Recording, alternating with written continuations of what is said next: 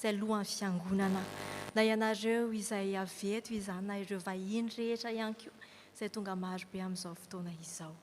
Anio no ankalazantsika ny alahadin'ny fiara-manompo, fa anio ihany koa no ankalazantsika ny fanokafana ny Jobily 500 taona izay nitandreman'ny mpatandrina Elize Andriamiandra.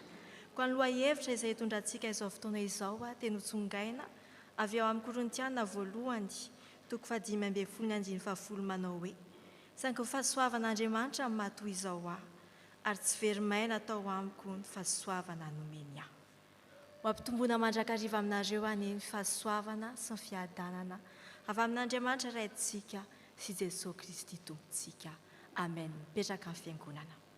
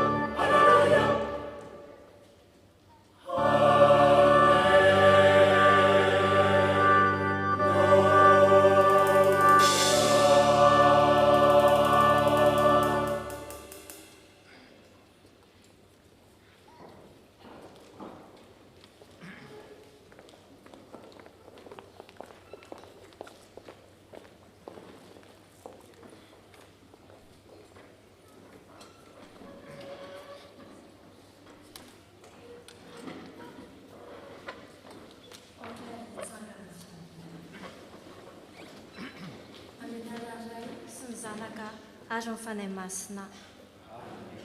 Ho fiteranan'Andriamanitra dia ho vakitsika miaraka ny salamo 3:1, ny andiny voalohany sy fahadimy, voalohany ka hatramin'ny fahadimy, ary amin'ny andiny 1:20 sy 2:20. Misaoran'i Jehovah ary fanahiko, ary izay rehetra ato anatiko, misaorany anarany masina. Misaoran'i Jehovah ary fanahiko, ary azo misy adinonao ny fitahiany rehetra. Izay mamela ny helokao rehetra, izay manasitrana ny aretinao rehetra, izay manavotra ny hainao tsy hidina ny andavaka, izay manarina famindrapo sy fiantrananao, izay mahavoky soa ny vavanao, ny fahatanoranao midindray toy ny amin'ny voromahery. Misaoran'i Jehovah ary miaramilany rehetra, dia mpanompony izay manao ny sitrapo. Misaoran'i Jehovah ny asany rehetra, eran'ny fanjakana. Misaoran'i Jehovah ary fanahiko. Amen. Hira 3, ny andiny voalohany sy 3.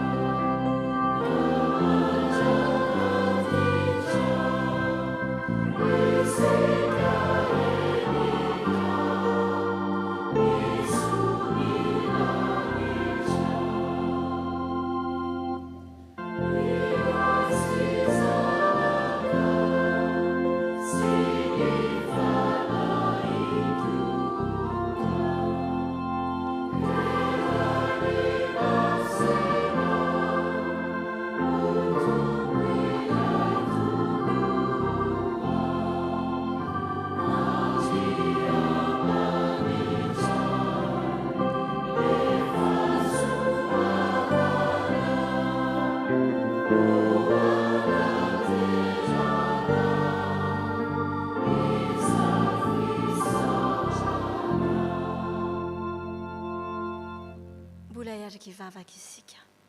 Tompoandriamanitra io, amin'ity andro fankalazana ity, dia manantona anao amin'ny fofeny fiderana sy fankasitrahana izahay. Ianao no Andriamanitra tsara sady mpanao tsara, tsy miova ho maly san'io ary mandrakizay. Ianao miantso ny mpanomponao ary manome fitaovana sy izay rehetra ilainy tsirairay. Tompo, manatrehana ianao ary sokafo ny fonay sy ny sainay ary ny vavanay mba hanambara ny fiderananao. Ko ny hira sy ny vavaka rehetra izay asandratray anio, dia ho fanatitra kasitrahanao tokoa. Ho anao ray zanaka ary fanahy masina, ny ady, ny voninahitra ary ny fiderana ankehitriny sy mandrakizay. Amen. Petraka amin'ny fiangonana.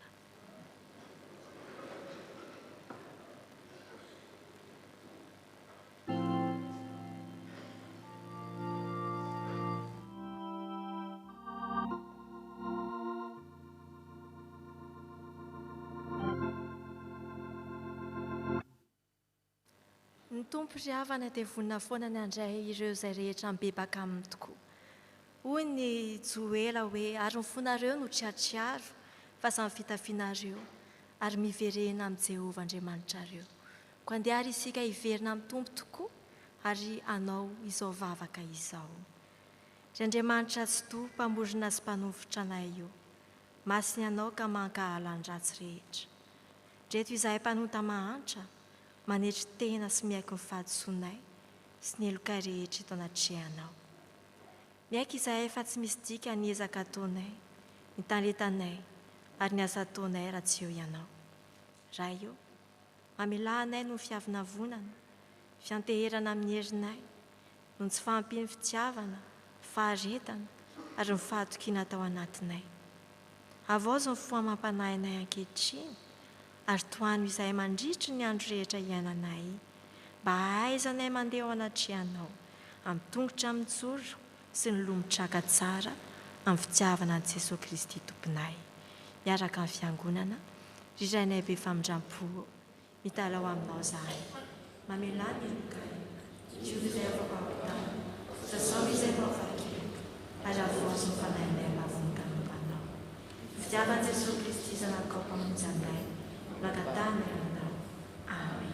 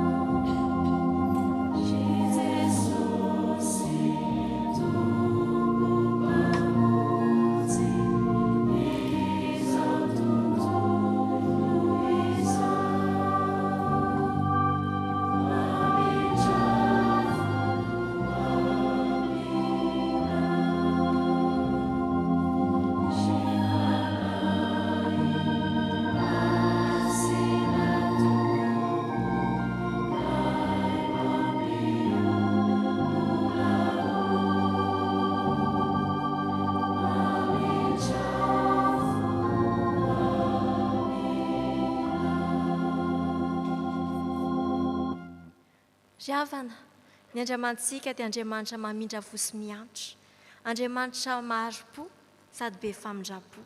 Koa raha mibebaka marina tamin'ny fonao tokoa ianao, dia raisy eo amin'ny finoana eo am-pitsanganana ny teny famelan-keloka atolony ianao ankehitriny. Hoy ny Tompo, fa na dia hifindra aza ny tendrombohitra, ary na dia hihetsika aza ny havoana, tsy mba hiala aminao ny famindram-poko. Ary tsy tsoaka ny fanaiky ny fihavanako hoy Jehova mpamindra fo aminao. Fa fahasoavana namonjena anareo amin'ny finoana, ary tsy avy aminareo izany, fa fanomezana avy amin'Andriamanitra.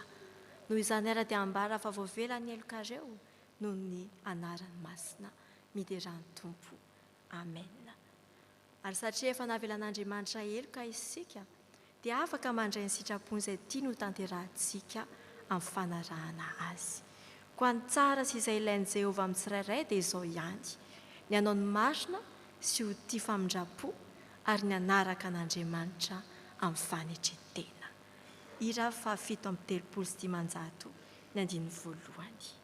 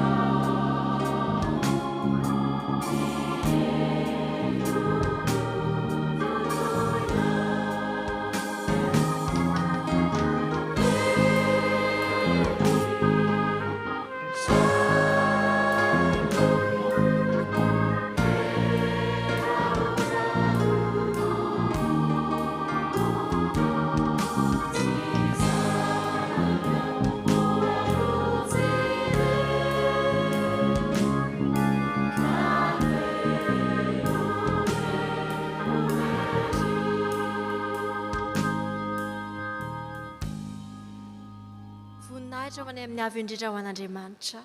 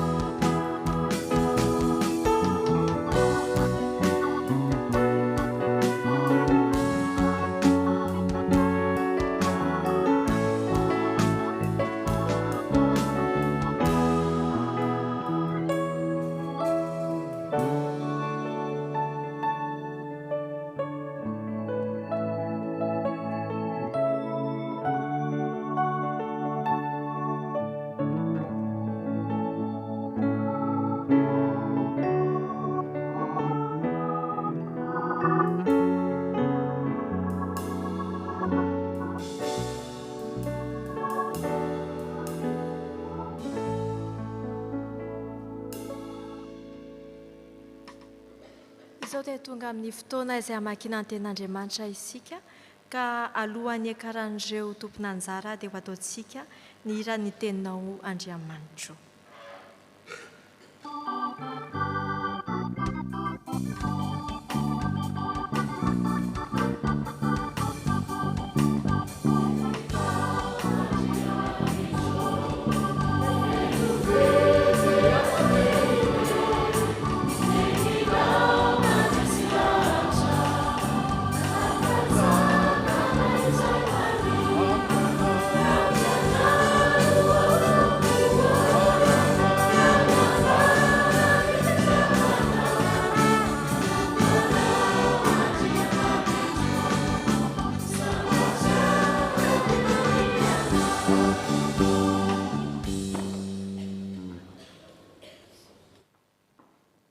Mbola hiaraka hivavaka isika tompoko.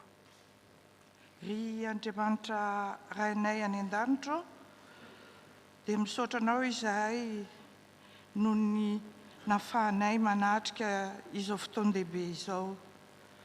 Misaotra anao koa izahay noho ny nanomezanao izao fotoana izao hamakina sy hianona ary hitoriana ny teninao. Ny teninao izay fanilony tongotray sy fanazavana ny lalanay. Mangataka ny fanahy masina izahay, hiasa amin'ireo teny izay ho vakiana sy ho toriana.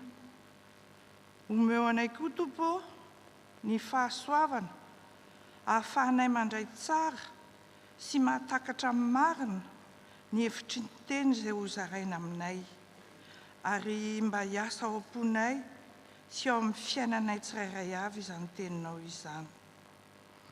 Mangataka ny fanahy masina izahay, hanokatra ny sainay sy ny fonay, hanazava ny eritreritray. Ka na inona feo manelingelina tsy ahafahanay manao izany, dia hampangino raha eo. Dia amin'ny anaran'i Jesosy Kristy Tomponay no hanaovanay izany vavaka izany. Amen.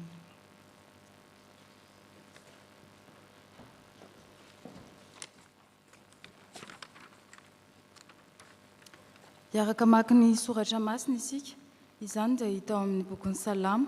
Salamo toko fahatelo amby fitopolo, andininy faharaiky amby roapolo hatramin'ny fahavalo amby roapolo. Salamo toko fahatelo amby fitopolo, andininy faharaiky amby roapolo ka hatramin'ny fahavalo amby roapolo. Efa hita dia vakiana amin'ny anaran'ny Tompo. Fony ao feno alahelo ka tohina mafy tato anatiko, dia ketrinao fa tsy nahalala na inona. Eny, toy ny biby tsy manan-tsaina aho teo anatrehanao. Kanefa niaraka taminao mandrakariva aho, ary notantananao tamin'ny tanako ankavanana.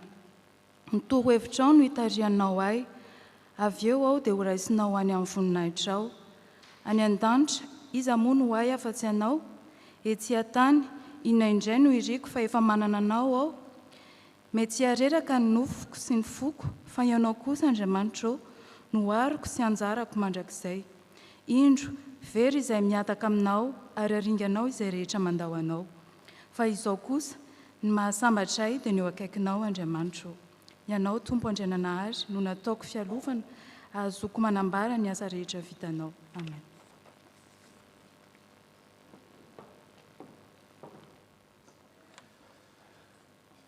Toizantsika ny famakiana ny teny izay hitantsika ao amin'ny taratasy voalohany soratan'i Paolo an'ny Korintianina voalohany toko fahadimy andininy folo voalohany. Hovakitsika amin'ny version Diem. Tiako hampatsiahivina anareo ry havako, ilay vaovao mahafaly izay notoriako taminareo ka niraisinareo sady fikiranareo. Izany vaovao mahafaly izany no amonjena anareo koa, raha tananareo araka ny toriako azy. Raha tsy izany kosa dia ninonino foana ianareo. Izao ny fampianarana isan'ny voalohany indrindra voaraiko ary nampitaiko taminareo.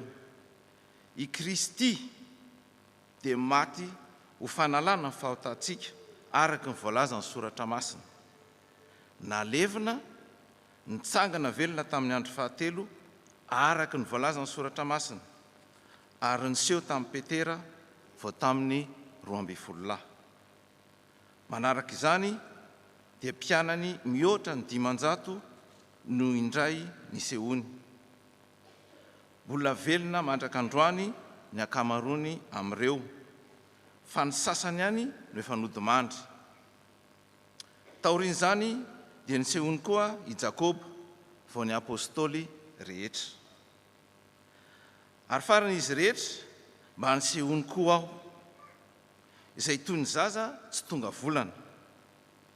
Raha izao manko dia farahidiny amin'ny samy apôstôly, ka tsy mendrika antsoina hoe apôstôly satria efa nanenjika ny fiangonan'Andriamanitra.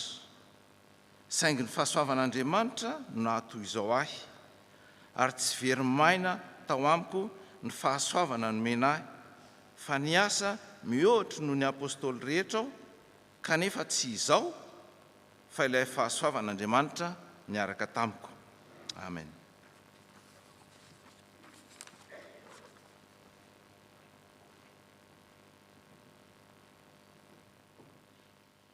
Ho faranantsika ny famakiana ny tenin'ny soratra masina, ka eo am-pitsanganana no andraisantsika ny filazantsara.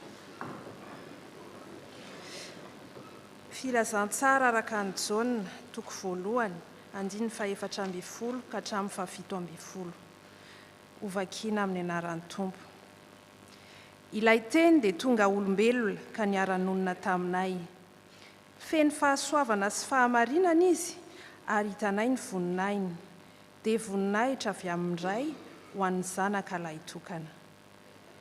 Vavolombelona manambara azy i Joany, ka niantso mafy hoe, izy no ilay voalazako hoe, ilay tamy aoriako dia lehibe noho izao, satria efa nisy talohako. Feno are-pahasoavana ilay teny, ka nandraisantsika rehetra fahasoavana tovozy tsiritra, satria ny lalàna dia nomen'Andriamanitra tamin'ny alalan'i Mosesy, fa ny fahasoavana sy ny fahamarinana kosa dia tonga tamin'ny alalan'i Jesosy Kristy.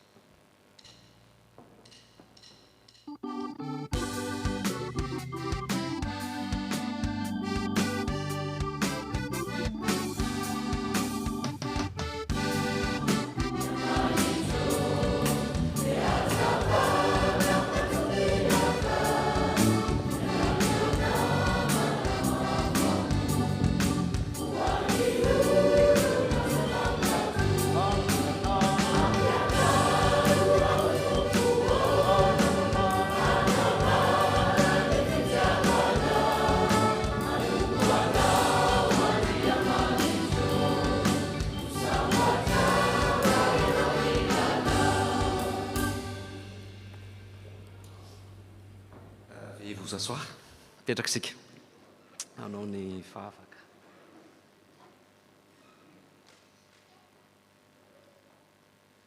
Fahavaka isika ry havana. Andriamanitra raha isy zanaka rehefa nay masonao, manome voninahitra anao sy miteranao zahay noho ny fahatsaranao. Misaotra anao noho ny fahasoavana izay antony izao zavatra rehetra izao. Ny fahasoavana no nahatoy izao anay, tsirairay avy. Ny fahasoavanao no nitahinao no an'ity fiangonana ity, nahatratra izao alahady fiaraha-manompo izao, amin'ny alalan'ny mpitandrina izay napetraka ao teto ihany koa, izay niasa nandritry ny efapolo taona alatratra ity androandroany ity. Dia faly ny fonay satria lehibe tokoa izany fahasoavanao zany. Ankehitriny dia tonga amin'ny fotoana isaintsainanay sy amantaranay an'izany fahasoavana izany hoe hitanay tokoa ave ny fahasoavana. Dia aoka ny fanainao masina Tompo no hitaridalana ny teninao mba voaray ny sitraponao amin'ny anaran'i Jesosy. Amen. Ny fahasoavan'Andriamanitra no natoy izao ary tsy foana ny fahasoavany ato amiko. Izany teny izay novidinareo zany ry havana tamin'ny alalan'ny mpitandrina ihany koa no entina miarahaba. Miarahaba anareo rehetra amin'ny anaran'ny Tompo manonona ny fiadanan'ny Tompo. Natratra ty andro lehibe ty izay andro lehibe amin'ny tantaran'ny fiangonantsika. Dia miarahaba manokana ny pasteur Andriamiandra Elize Mianakavy, zanaka Manjafy, miarahaba anareo fiangonana satria lehibe loatra ity andro anio ity. Voilà. Dia ny pasteur Arminor Solonjatovo moa mety efa hitantsika any amin'ny programma izay miparitaka ihany fa io moa raha vao tsy mifankafantatra dia tsy mipasy ny communication. Dia aleoko lazaiko ihany ny anarako pasteur Arminor Solonjatovo, antsoina ihany koa hoe pasteur Nono, avy eo a Grenoble amin'ny FPMA no ataon'ny tompo fitaovana tompoko mitondra n'izao teny izao. Dia ao ampitomboina aminareo ny fiadanana sy ny fahasoavana avy amin'Andriamanitra ray sy Jesosy Kristy Tompo.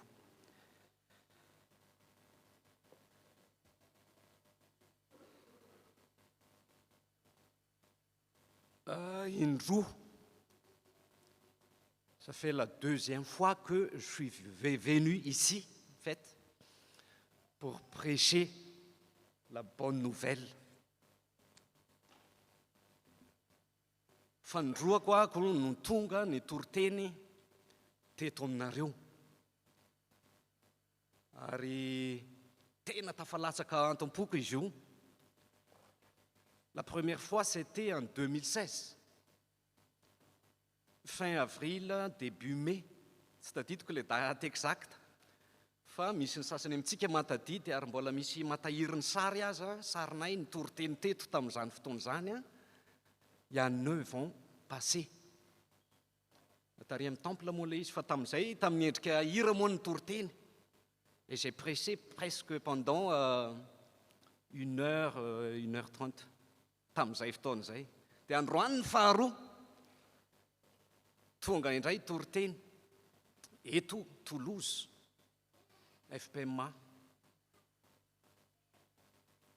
Ny zavatra tena nanaitra tao anatin'ireo fotoana anankiroa nitondran'i Jesosy aroa dia zao ny sujet dia pastoral.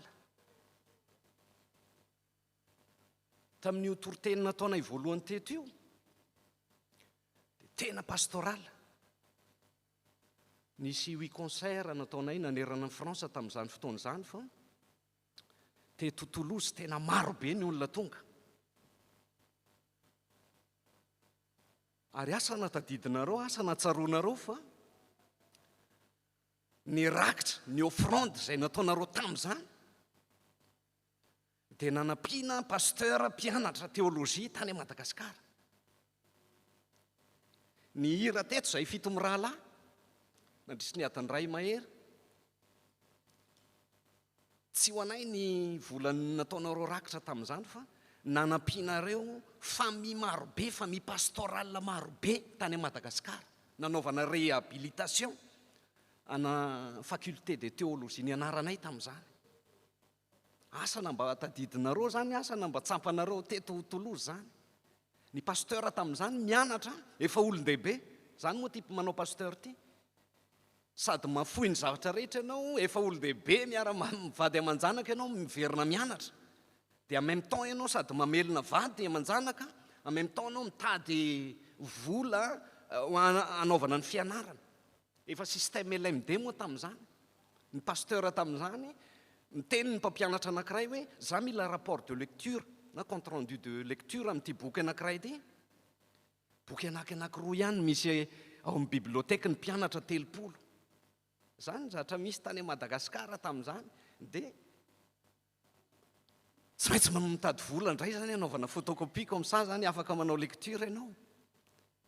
Lazaiko anareo zany fa zany no souvenirako voalohany teto Toulouse teto amin'ny TFP Maty tamin'ny fin avril 2016. Tamin'izany pasteur Nono efa resy lahatra sy nafantatra ny finoanareo eto, surtout amin'ny fitiavanareo ny fanohanana ny mpitandrina.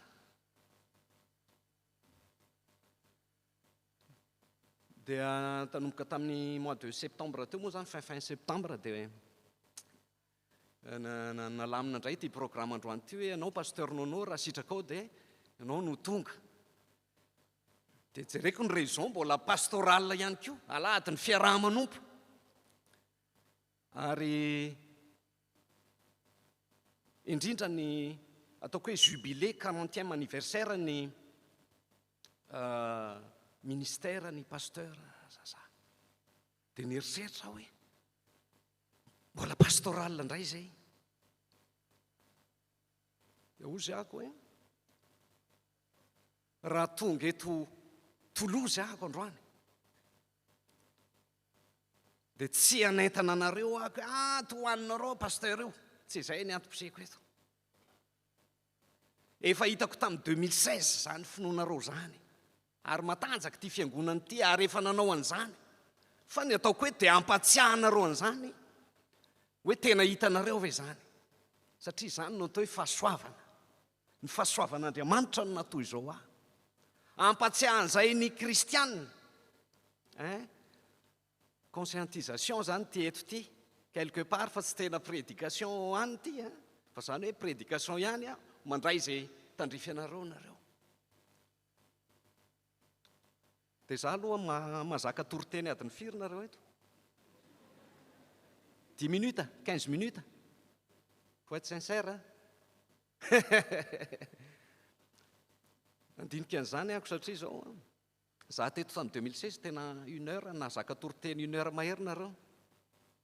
Dia androany nieritreretra hoe atao 10 minutes ve sa 15 minutes. Ao nefa mijery le 40 ans ohatran'ny savopaly koa le 10 minutes 40 ans de ministère ny pasteur ka dia zao lavalava ty toriteny ty fa zao afaka matorinareo raha afa hoe vous pouvez vous endormir. Misy histoire zay ao amin'ny acte chapitre 20 satria misy manko ny atao hoe toriteny lava. Jesosy nanao toriteny lava be. Jereo Matthieu 5 à 7 un long discours de Jésus sur la montagne. Dia amin'io acte chapitre 20 io misy tantara ohatr'izay ihany kosa mais c'était Paul satria androany tsika resaka ny apôstôly Paul.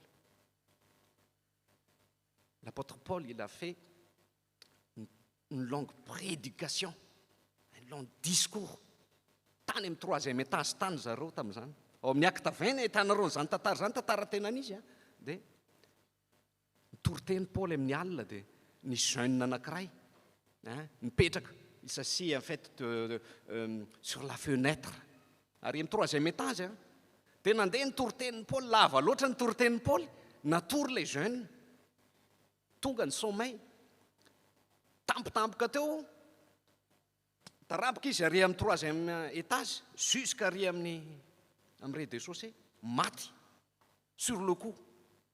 Heureusement Paul nanona anazy tao dia velona ihany le zalahy. Ka ny tiako tenenina dia hoe misy nitoriteny lava fa azo atao koa nefa ny matory. Kanefa ny tandremo sao dia tratran'le ohatran'le boy kely io le jeune io fa pasteur Nono mety tsy afaka nangana nareo maty eto raha sanatria mianjery eo nareo ka maty eo. Entre parenthèse ihany iny satria zay te ilaza aminareo hoe zava-dehibe izay 40 ans de ministère ny pasteur zay a sy indrindra ty soahana thème ity sy araka ny lazaiko taminareo teo hoe ampatsiahy anareo efa eo ny fahasoavana eo amintsika eto fa conscient ve tsika hoe tena eto tokoa ny fahasoavan'Andriamanitra tadidio fa tsika eto tsy andeha ino moa zany nous sommes là pas pour célébrer une carrière non mais on est là pour célébrer pour témoigner la fidélité de Dieu nandritra n'izay 40 ans zay tamin'ny pasteur Menakavy sy ny fiangonana surtout dia tsy miresaka carrière tsika eto fa zay fidélité n'Andriamanitra tamin'ny fiainantsika zay en fait le fahasoavana zay nahatonga n'ity thème ity dia io no ifampatsiahivantsika eto ry havana apôstôly Paul no niteny an'izy io araka ny 1 Corinthiens chapitre 15 1 à 10 ny vakitsika teo dia nisy antokon'olona tao amin'ny fiangonana Korinthe io Corinthe nanana problème ry zareo amin'ny fizarazarana sy ny fitsaratsarana dia misy antokon'olona mitady extra apôtre zay moa no azo ilazana azy angambany tamin'izany fotoana izany dia be dia be ny ady zay ekipany ihany na zay ekipany ihany fa rehefa nresahana ihany koa ny fodim-pinoana dia tsy ninro zareo fiangonana nanaovan'ny apôstôly Paul asan'Andriamanitra nitoriany teny kanefa rehefa tonga amin'ity resaka fitsanganany tena maty zay fototry ny finoana ity tsy mino zareo dia io le avy amin'ilay fiteny hoe mino eo ambava fotsiny izy fa tsy mahita et là aujourd'hui on va parler la relation étroite entre voir et croire io moa zava-dehibe satria io tena misy olona milaza hoe mino kanefa tsy tena hita n'ilay fahasoavana dia faran'ny apôstôly Paul naneo ampahabe maso miteny an'izao teny izao hoe ny asa rehetra zay niantsony tompo ahy zay nataon'Andriamanitra tamiko dia zao ny fahasoavan'Andriamanitra no zavatra no matoy izao ahy azavaiko aminareo ny atao hoe fahasoavana amina sary tsotsotra zay fanaoko ihany moa zany rehefa mitoriteny ahako na manao fampianarana ohatr'izany asa moa nafantatrareo ina moa nahatonga ny apôstôly Paul nanenjika ny kristianina est-ce que vous savez pourquoi l'apôtre Paul il a persécuté Jésus les croyants, les fidèles à l'époque. Pas parce qu'il est méchant, non. Tsy hoe dia masisika avy ihany fotsiny izy satria izy osy. Non. Fa ny raison nahatonga ny apôstôly Paul nanenjika ny kristianina dia zao pour défendre Dieu, pour défendre la loi. C'est ça la raison que l'apôtre Paul a persécuté le christianisme. Satria zao izy efa hatramin'ny fahazazana dia efa nitezana tamin'ny soratra masina ny Ancien Testament zay ny lalàna fantany tsara mihitsy io ary tena nampianarina azy nanana mpampianatra ngezalahy be izy natao hoe Gamaliel mety mbe fahainareo zany no niforme an'ny apôstôly Paul mahakasika ny loi na ny Ancien Testament ny lalàna na ny tenin'Andriamanitra dia noho ny fitiavan'ny apôstôly Paul an'izay zavatra nomena azy zay malheureusement izy lasa nanenjika tadidio fa amin'ny fiainana ry havana dia misy ohatr'izay ihany koa indraindray tsika mieritreritra hoe dans la bonne voie kanefa tsika manenjika an'Andriamanitra io ny tantaran'ny apôstôly Paul ny olona mieritreritra hoe olona masisika ty jiosy fariseo izy non tsy mahafariseo azy tompoko fa noho ny fitiavany an'Andriamanitra dia nieritreritra ny apôstôly hoe izy no idefendre hiaro an'Andriamanitra. Io ny tena fahadisoana be tamin'ny apôstôly Paoly ary fahadisoana mbola nanan'ny kristianina mandraky tia n'androany ihany koa. Nandeha amin'ny herin'ny tenany izy. Fa ny tena marina tsy ianao no miaro an'Andriamanitra fa Andriamanitra no miaro anao. Zay no atao fahasoavana. Tsy ny herin'ny tenanao no havita zavatra fa Andriamanitra miasa ao aminao. Zay no izy. Zay no atao fahasoavana. Io no dia zao le sarisary nolazaiko antsika teo. Vous voyez quoi ça? La couleur en général la noir misy pitipitiny fotsifotsy kely ihany anazava aminareo ny atao hoe grâce na fahasoavana. Ny atao hoe fahasoavana dia zay. Ity zany ça nous représente, on dirait hoe tsika ty nous qui sommes pécheurs, donc on est noir. Noho ny fahotana, ny orgueil atsika, ny avinavina atsika rehetrarehetra, ny fahaizantsika tsirairay ity io ny zatra nisy. Dia rehefa nijery atsika Andriamanitra dia on est noir. Zany no sarisary ao ambadika an'ity zany. Et qu'est-ce qu'il a fait Dieu? Andriamanitra dia naniraka ny zanan'ilay tokana. On dirait ça c'est Jésus. C'est quoi la couleur? Blanche. Tsisy pentina satria Jesosy tsy nanota. Il n'a jamais commis une faute, un péché, Jésus. Fa isika mpanota, tsika miavinavina, tsika mandeha mierin'ny tena tsika mainty. Esory ihany ny racisme, fa tsy zay le tena ampianarina dao. Dia mainty. Dia inona nataon'Andriamanitra? Dieu, le Père, il nous envoie son Fils unique, Jésus-Christ, pour faire quoi? Pour nous justifier. Dia inona nataony Jesosy? Il a fait une bonne fois pour toutes sur la croix. Et hop, zao nataony Jesosy antsika. Mbola ao les noirs. Et quand Dieu nous regarde, il voit quoi?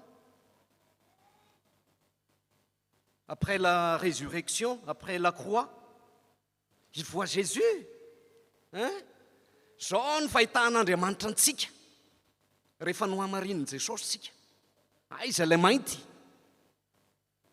Tsisy tsony fa ao izy. Ity no atao hoe justification. Iny bonne fois pour toutes teo amin'ny hazo fijaliana.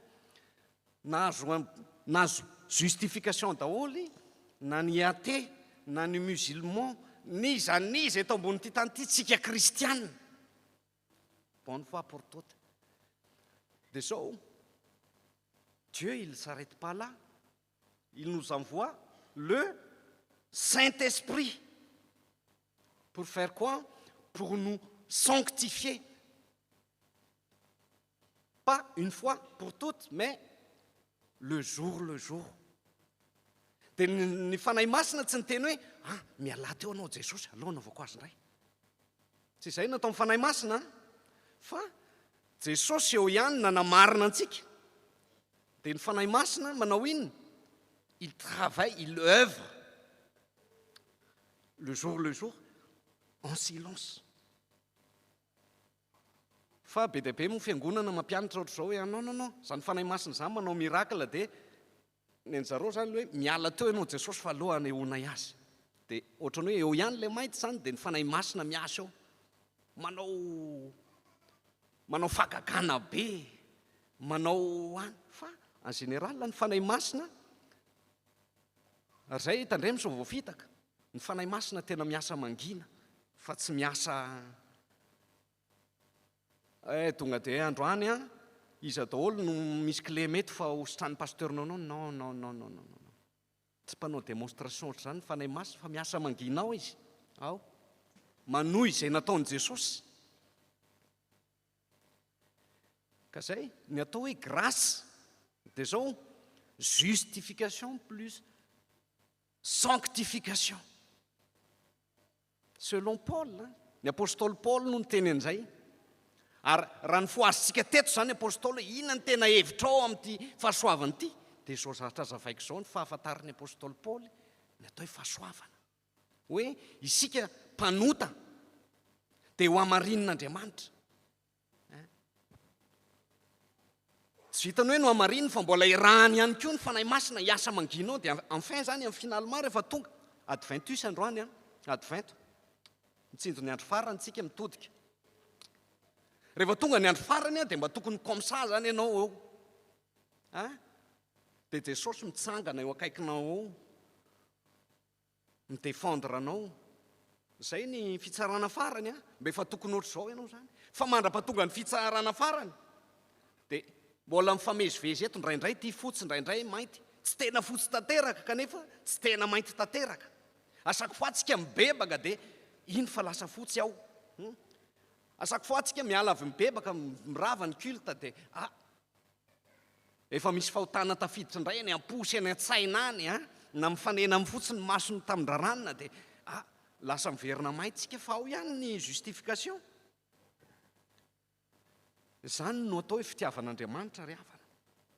Ka amin'ny andro farany tian'Andriamanitra tsika hoe ohatr'izao zay mahatonga ny fanahy masina mbola miasa. Io ny atao hoe fahasoavana. Asa na fantatsika ny fahasoavana. Ka zao ny fahasoavana zany dia zao ny problème ny apôstôly Paul. Avant, l'apôtre Paul, il dit non, j'ai pas besoin de toi Jésus. Mila miala teo ianao. Zay ny problème ny apôstôly Paul. Fa avelao izy ny apôstôly Paul hanaovako azy satria efa nianatra ny lalàna, efa nandeha be dia be ny zavatra haiko. Ka miala ianao Jesosy. Zay nataon'ny apôstôly Paul satria nahay lalàna izy. Dia veriny hoe lalàna no azahoana famonjena. Dia zao tsy nahitany Jesosy izy. Zay no nahatonga ny mavakionareo ny tantaran'ny union nazahoan'ny Paul an'ity fanazavana ity dia zao tamin'ny lalana makeo ny Damascos, acte chapitre 9. Mavakio ny acte chapitre 9. Tsy izay ihany nazony Paul fa zao quand il a rencontré Jésus sur la route de Damas, il était devenu aveugle. Zay ny tantaran'ny apôstôly Paul satria misy koa ny kristianina manaiky an'ity ihany izy dia no hamarinao ane zay Jesosy fa tsy mahita an' Jesosy izy, tsy mahita azo fijaliana izy. Misy olona manaiky an'izao ihany mainty izy ao anatiny ao fa tsy tena mahita ny azo fijaliana izy. Zay no nahatonga ny Paul vatany vao nifanena tamin'i Jesosy dia jamba ny masony. Il est devenu aveugle. Raha tsy efa nametra tanana sy ny sisa tany an-tanàna izy, zay vao nahiratra izy. Ary rehefa nahiratra izy dia zao lasa réciproque ilay fahitana. Andriamanitra mijery an'i Paul dia Jesosy no hitany. Ary Paul mijery an'Andriamanitra dia zao Jesosy no hitany. Zany ny tantara ry havana, tantaran'io verset io hoe ny fahasoavan'Andriamanitra no nahatoy zao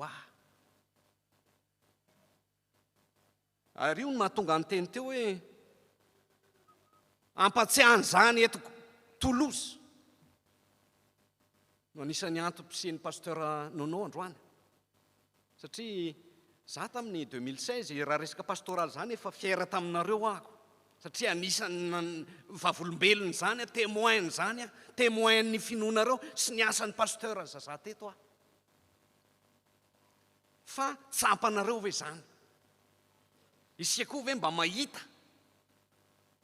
Sa sao dia mbola amin'ilay fazin'ilay hoe jamba ohatran'ny Paul aloha. zay ko manko nyty fahasoavana ity matetika fantatsika zany a matetika ny grasina ny fahasoavana dia tsy tsampan'lay olona eo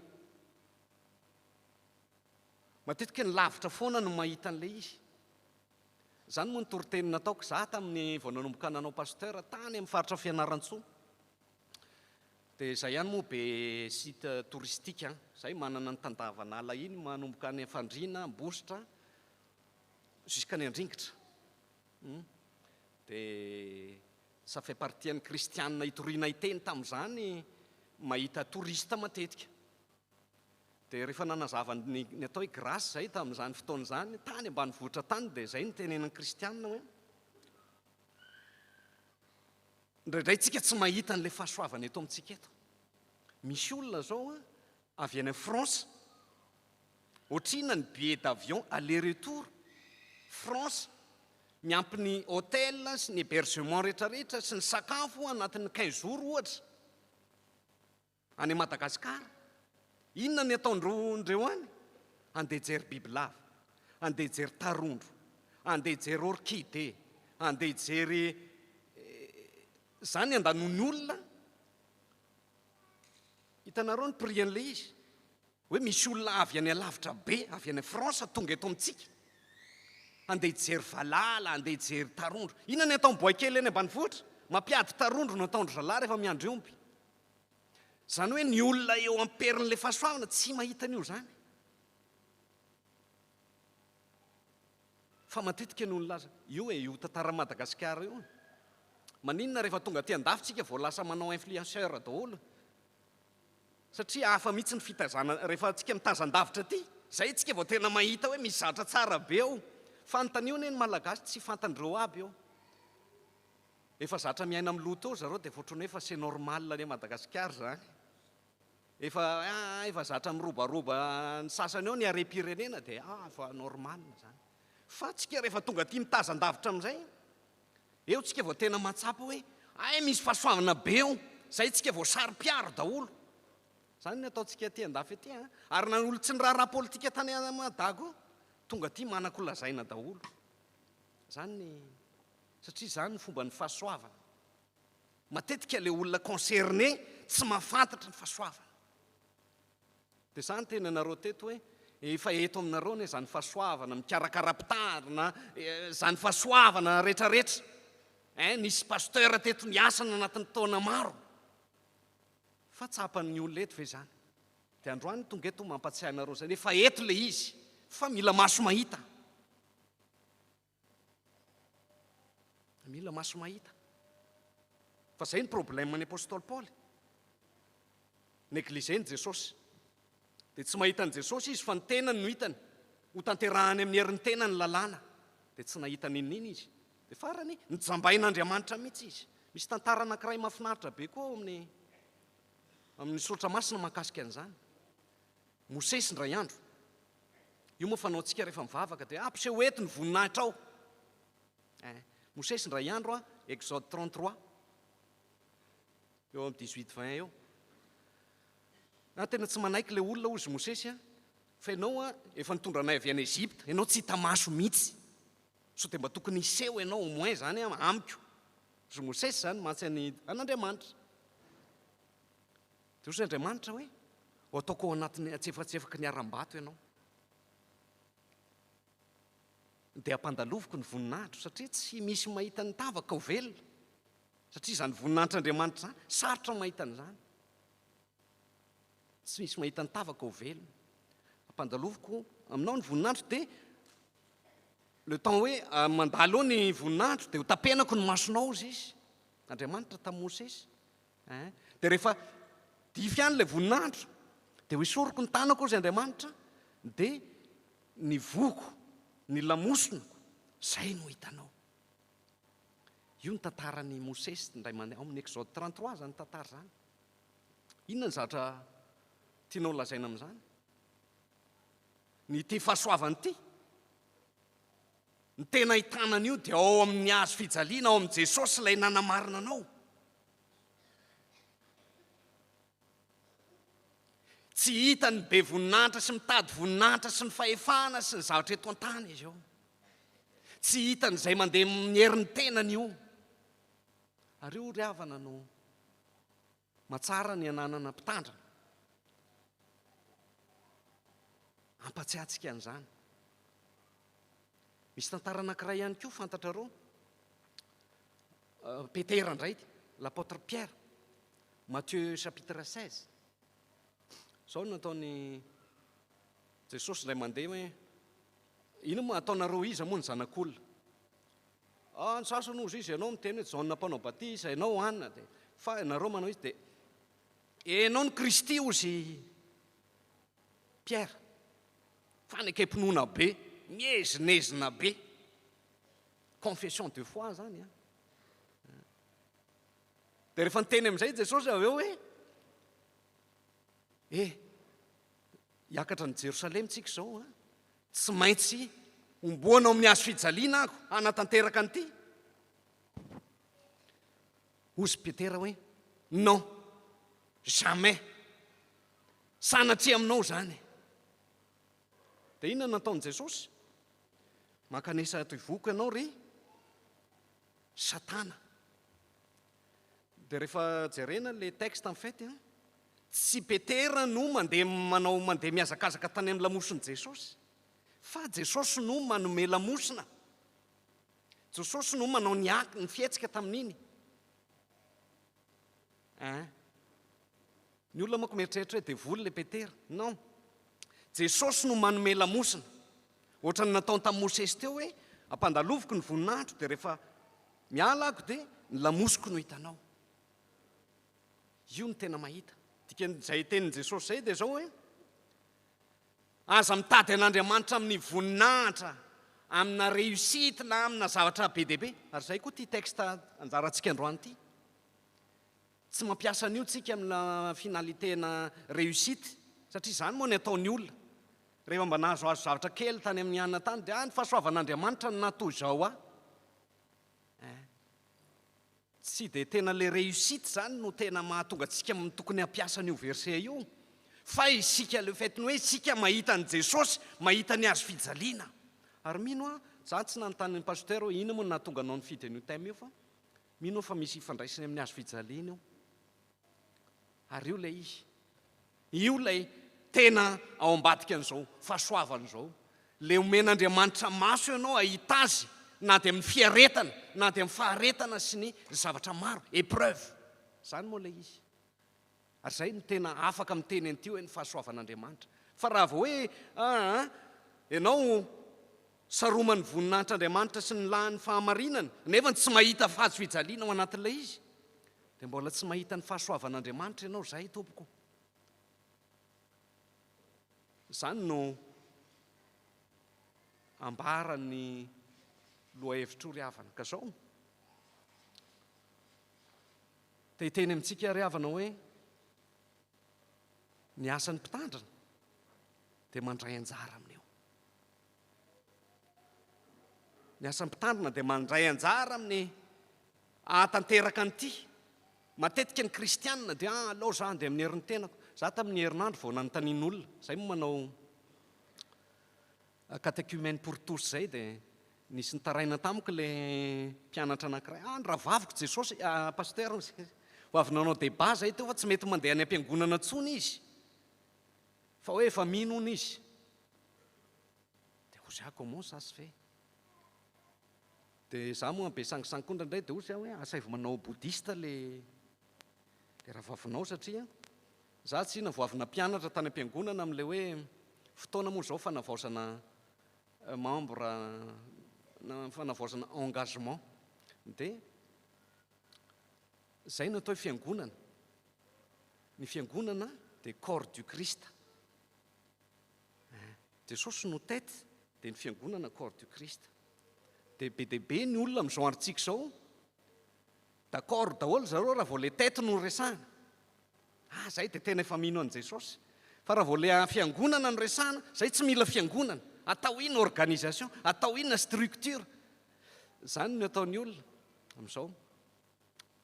Dia be dia be ny olona miteny an'izany hoe mino an' Jesosy izy nefa tsy mahita an' Jesosy zany. satria manao tsinitsinina ny fiaraha-mivavaka fa ny olona tena mino an' jesosy ny fety dia tena mahita ny azo fijaliana dia tsy lay loha ihany ny any amin'ny boudisme no mitondra ny tête de Bouddha fotsiny ianao dia fa c'est bon zay no apetraka ny an-trano tête donc bako zay zareo mpijery film zay fotsiny no entiny dia ny loha dia efa ampy fa ny antsika ty amin'ny fiangonana kristianina dia zao eo ny lohany eo ny vatatena dia tsy mety ny hoe milaza fotsiny hoe efa mino aho fa ianao mino ve tena mahita an' Jesosy mahita ny azo fijaliana mahita ny fahasoavana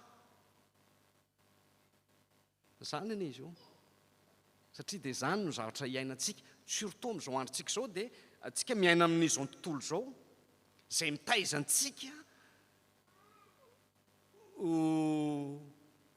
mahavita tena zany no éducation omeny zao tontolo zao antsika dia efa mahavita tena daholo ny olona dia indraindray ohatrany hoe tsy ilaina ntsony Andriamanitra hoe amindana aloha ianao mipetrapetraka ry fa ohatrany mafana be raha ete zany zao ianao ny saroman' Jesosy lamba ohatrany mafana be indraindray ny diakona misy manao an'izany paster afaka tsy manao akanjo ve ohatrany mafana be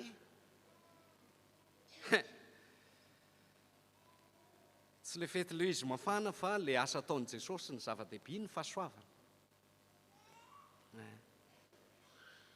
ka io ry havana no ambarany io tenin'Andriamanitra somary nanaitra koa le hoe 7 taona 7 taona moa ity ny amaranako azy zany mana signification ngeza be izy io amin'ny baiboly ao amin'ny soratra masina 40 indray moa izy io 40 ans 40 jours 40 nuits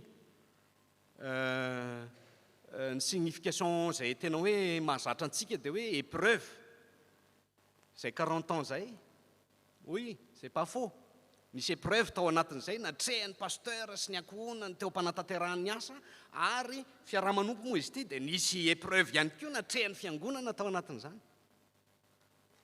fa ny tena tiako tsondriana amin'ilay signification anankiray ihany koa dia tadidio fa ny signification ny 40 moa zany dia purification na renouvellement zay koa ny tena heviny izy io asa natsaroantsika ny tantarany déluge ny safodrano 40 jours te hanova génération vaovao Andriamanitra satria nanota taloatra ny olona dia mila génération vaovao izy mila renouvellement dia asiny ny safodrano be dia be misoratra masinao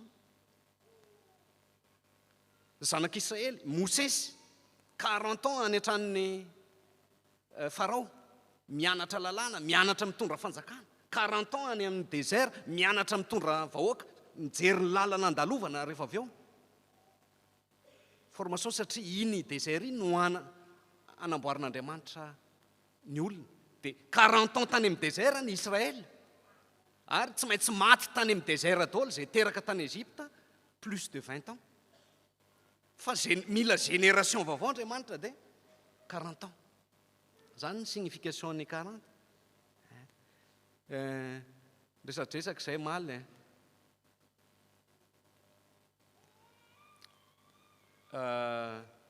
anisan'ny lazainy pasteur teto ozy izy ny matetika teto no ozy izy ny namana anankiray ny le hoe tantarany Jona zay mety ny aina ny nahazo azy fa zay koa ny Jona resaka renouvellement omena 40 jours Jona ampibebaka itransforme irenouveler an'ireo mponina ao Ninive isy moa nandositra fa natsony tompo ihany après zany rehetrarehetra zany Jesosy miala amin'ny vie privée hiditra vie publique misy 40 jours 40 nuits zany no signification ka misy rehefa misy fanavaozana tian'Andriamanitra atao dia tonga amin'io 40 dia natsiaro amin'ny pasteur anko satria misy tantarany nisy fotoana ry rehefa nanomana tiky tortin ty sao dia réincarnation an'ny prophète Élisée ro pasteur Élisée iny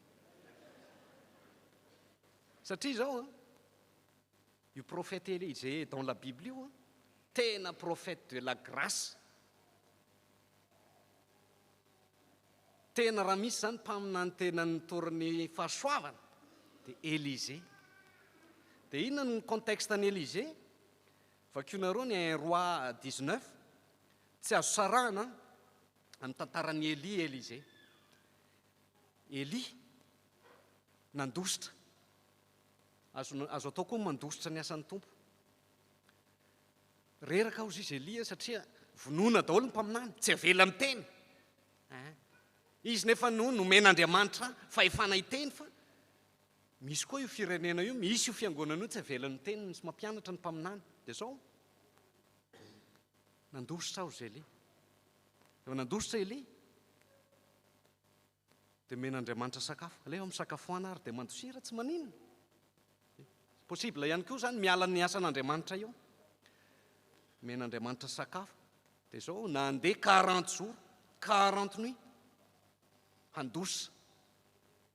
Dia rehefa tonga tany amin'ilay tendrombohitra Sinaï, nisy an'ilay acte nataony Andriamanitra tamin'ny Mosesy teo, ilay Exode 33 teo. Tany nampahafantarana ny Élie ihany koa hoe Andriamanitra dia Andriamanitra ny fahasoavana. Matetika, des fois Andriamanitra, il se révèle dans le feu, dans le tremblement de terre, amin'ny rivotra mifofofo. Fa tamin'io fotoana io, naseho tamin'ny Élie hoe misy douceur ao amin'Andriamanitra dia nisy rivotra mitsoka malefaka. Vao nampahitana ny Élie io, dia zao no mission nampanaovana ny Élie voalohany, hiantso an'i Élisée. Dia hiantso olona hafa firenena, mpanjaka hafa firenena. Hiasa. Anehoana amin'ny Élie tamin'izany dia Élisée amin'izay zany no relève. Io le 40 jours, 48 nandositra, io le renouvellement hoe misy zavatra tian'Andriamanitra avaozina tamin'ny andron'ny prophète Élisée tamin'izany. Dia zao ny zavatra nisy. Élie, il s'appelle prophète du feu. Élie rehefa niasa taloha dia tena olona ny jugement. Ny afo ny ampiasainy. Fa ny relève Élisée dia nolazaina hoe prophète de l'huile et de l'eau. Élisée daholo reny nampiasa ny mena, na nasitrana ny boka. Dia ny zavatra nataon'ny Élisée rehetrarehetra, prophète Élisée, dia presque tena mitovy amin'ilay nataon'i Jesosy, fanasitranana ny malemy, ny hafa firenena. Zany tsaroko rehefa nanomana nyity toriteny ity hoe zay angamba ny tian'i Jesosy ihany koa ho tsarontsika eto Toulouse. Hoe io 40 ans io mety misy renouvellement tian'Andriamanitra ho atao. Na amin'ny pasteur mianakavy, na amintsika fiangonana eto. Ny zavatra namarika ny prophète Élisée ihany koa dia zao. Mba ataovy 2 fois ozy izy ny portion an'ilay hery tao aminao Élie nena. Dia tena nomen'Andriamanitra azy tokoa izy iny. Dia ozy ako hoe andeo teneniko ny kristianina any Toulouse aho hoe nareo no Élie zao, andeha pasteur Élisée, ataovy 2 fois noho ny nataonareo taminy, hatramin'izay ny vavaka zay efa nataonareo. Zay moa ny tena ilainay pasteur ny vavaka avant tout.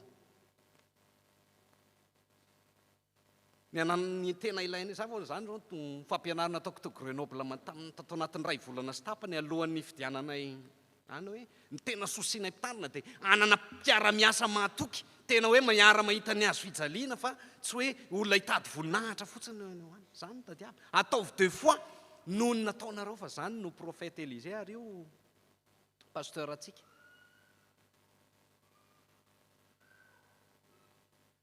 Ary engany ity 40 ans ty tena isy renouvellement. Ho tsaronareo fa misy fahasoavan'Andriamanitra eto, fa zao hitantsika ve ny fahasoavan'Andriamanitra, voaraintsika ve ny fahasoavan'Andriamanitra.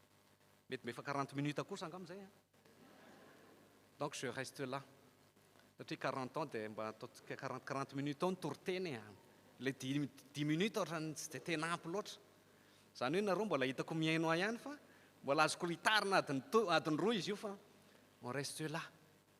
Ny amin'ny tianantsika azy ry havana dia zao hoe misaotra ny tompontsika ny amin'ny fahasoavana fa tena misy io ary tena efa nataony ho antsika io resaka justification sanctification io amin'ny alalan'ny pasteur. Io le niteneniko teo hoe ny asan'ny pasteur tena tsy mora fa manohy ny asa nataon'ny Jesosy.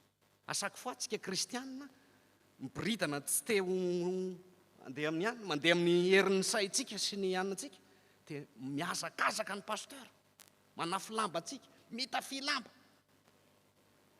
Nareo mieritreritra hoe rehefa misy ditra ataonareo any dia tadidio fa nienatry ny pasteur ny voalohany, menatra.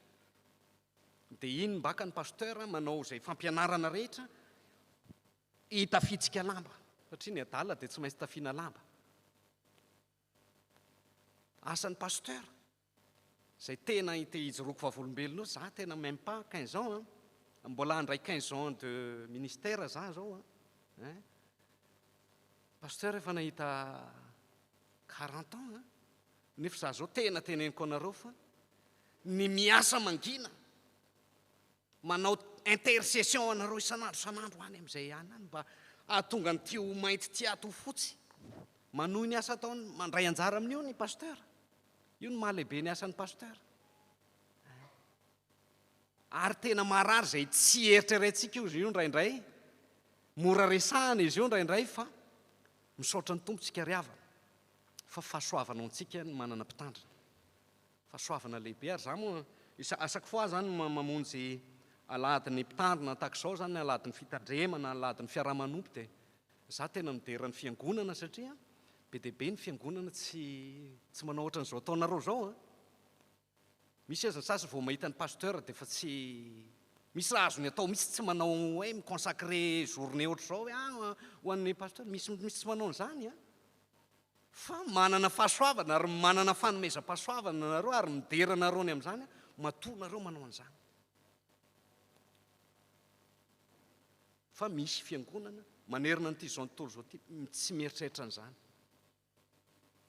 Surtout raha vao sujet mahakasika mpitandrina zany dia tena indray tena misy sahirana ny fiangonana. Ahoana ty? Sao dia tsy lara-pamena, sao dia tsy tokony atao zany. Fa tsika misaotra ny tompo fa ny fahasoavana natoy izao antsika. Tsy pasteur mianakavy ihany fa ny fiangonana. Ho an'Andriamanitra irery ihany ry havana ny voninahitra izay hatramin'ny taloha indrindra ka mandrakizay. Amen. Mitsangana raiso ny fitahiana.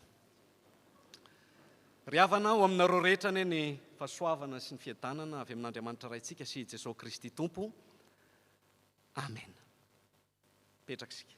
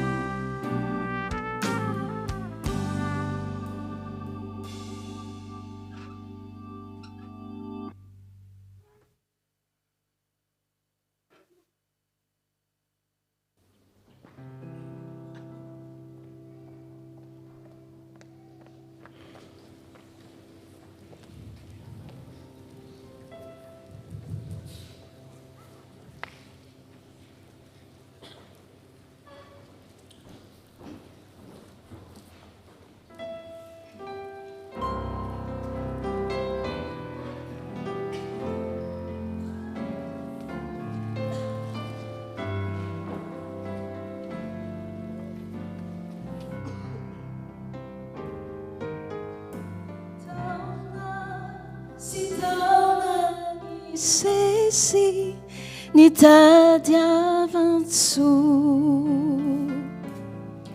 niudichiudi nanefa sineti nituni nifu hireu izai nitukina nandau avuku Dani efi jasadi mangina nuni ainaku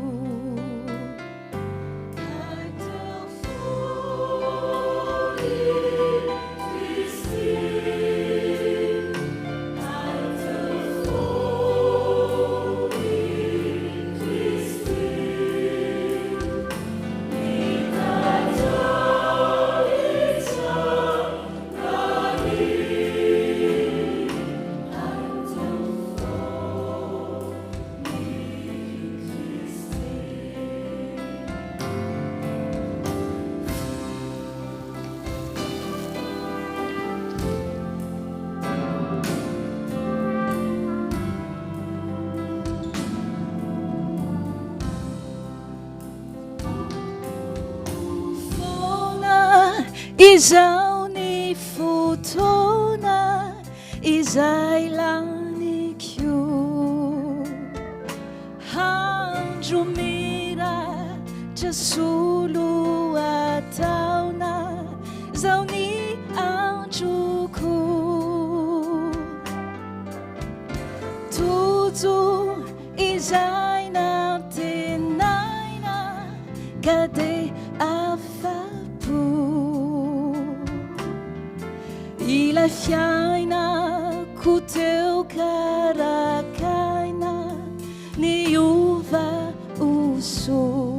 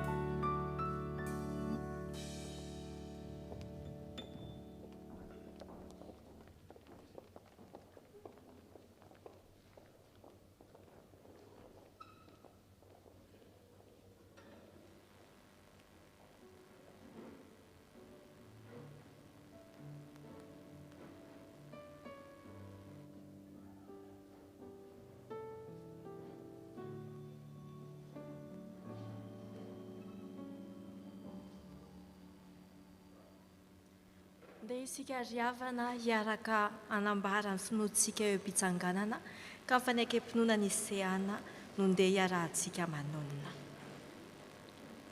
Isika mino an'Andriamanitra raitsotoa, mpanao ny lanitra sy ny tany, ary ny zavatra rehetra na ny hita na ny tsy hita. Ary mino an Jesosy Kristy Tompo iray, Zanan'ilay tokan'Andriamanitra, nateraky ny rainy talohan'izao rehetra izao. Ny mazava avy amin'ny mazava, Andriamanitra tokoa avy amin'Andriamanitra, nateraka fa tsy natao, miray amin'ny zavatra rehetra.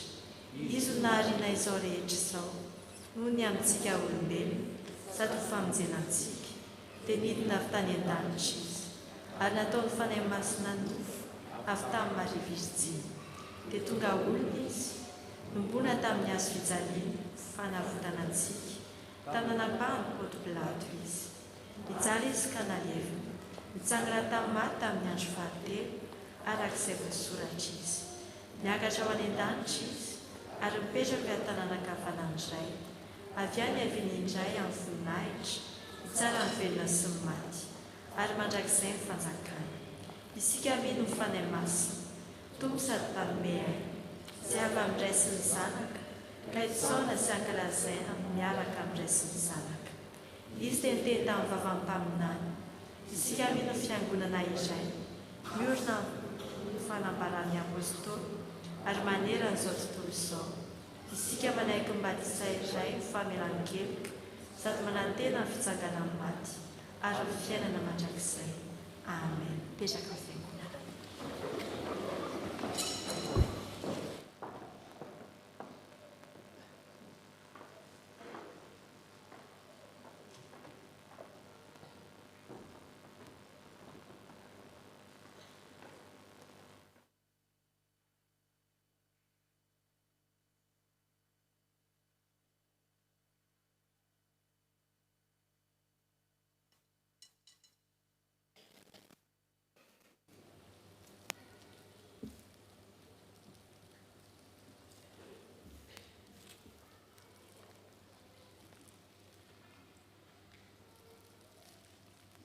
Ry havana, ny fanasan'ny tompo dia eto moa no manomboka ilay ho ataontsika ao aoriana ao rehefa avy eo. Dia ity fanasan'ny tompo ity ihany koa zany a, ity no anehoan'Andriamanitra antsika ny fahasoavany arak'izay efa natao teo amin'ny toriteny. Ka sao ity a tsy natao ho an'ny olona izay manamaritena na mievitena ho zavatra tahaka ny apôstôly Paoly, fa natao an'izay manetrintena tompoko. Fa raha efa vitanao ny famonjena sy izay tokony ataonao dia tsy tandrify ianao izao fanasan'ny tompo izao, fa tandrify izay manetrintena. Dia izay mino n'ilay teny hoe ity ny tenako sy hoe ity ny rako, izay no mendrika handray azy, fa tsy ny manamaritena. Ho an'ny mpanota ry havana ny fanasan'ny tompo. 7 sy 700 andininy faharoa.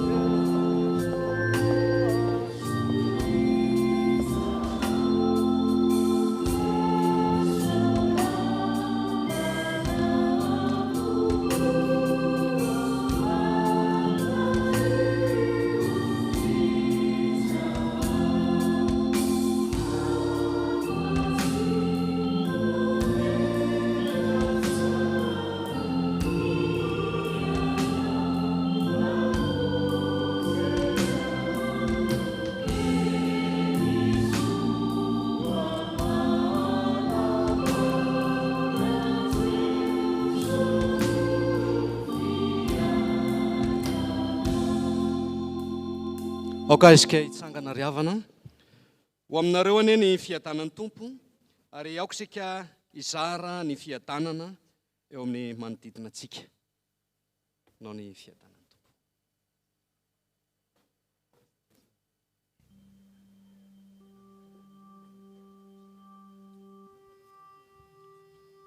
asandrato ny fonareo ho any aminy tompo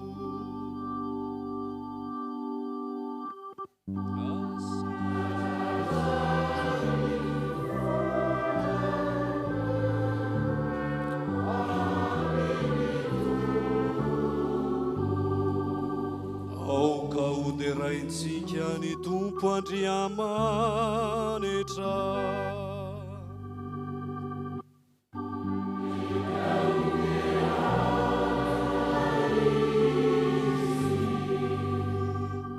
vavakisika eny tokoa ray masin'andriamanitra mandrakizay mahefany zavatra rehetra mety sy mahavontsy ny saorana ianao amin'ny fotoana rehetra sy amin'ny toerana rehetra amin'ny alalan'i Jesosy Kristy tomponay izay tianay sy nanolo tena hamonjy anay amin'ny alalany koa no hideran'ny anjely ny fiandriananao sy hitsao ny fanapahana rehetra anao amin'ny tahotra ary iarahany fiangonana ny an-danitra sy aty tany midera ny anaranao amin'ny fiompiana izay koa ankehitriny miara-manandratra ny feona ihany ka amin'ny fiderana sy ny fanajana lehibe no hiderana io hoe masina Jehovah Tompo masina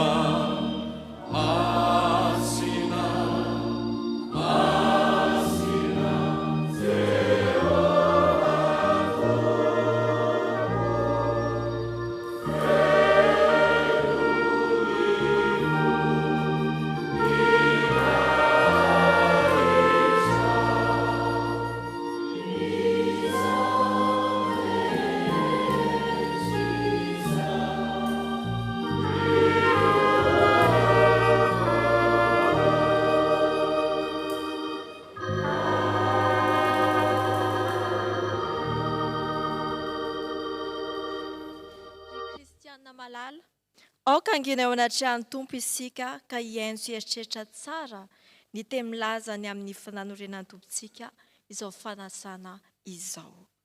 Jesosy Kristy tompontsika tamin'ny alina izay namadiana azy dia nandray mofo ary rehefa nisaotra izy dia novakiny ka hoy izy ity ny tenako anareo izao no ataovy ho fahatsiarovana. Dia arak'izay koa ny kapoaka rehefa nihinana dia hoy izy ity kapoaka ity no ilay fanekena vaovao amin'ny rako izao no ataovy ho fahatsiarovana. Na oviana no misotro anareo fa na oviana ianareo no mihinana itony mofo itony sy misotro amin'ny kapoaka dia manambara ny fahafatesan'ny tompo ianareo mandra-piaviny. Mipetraka amin'ny fiangonana.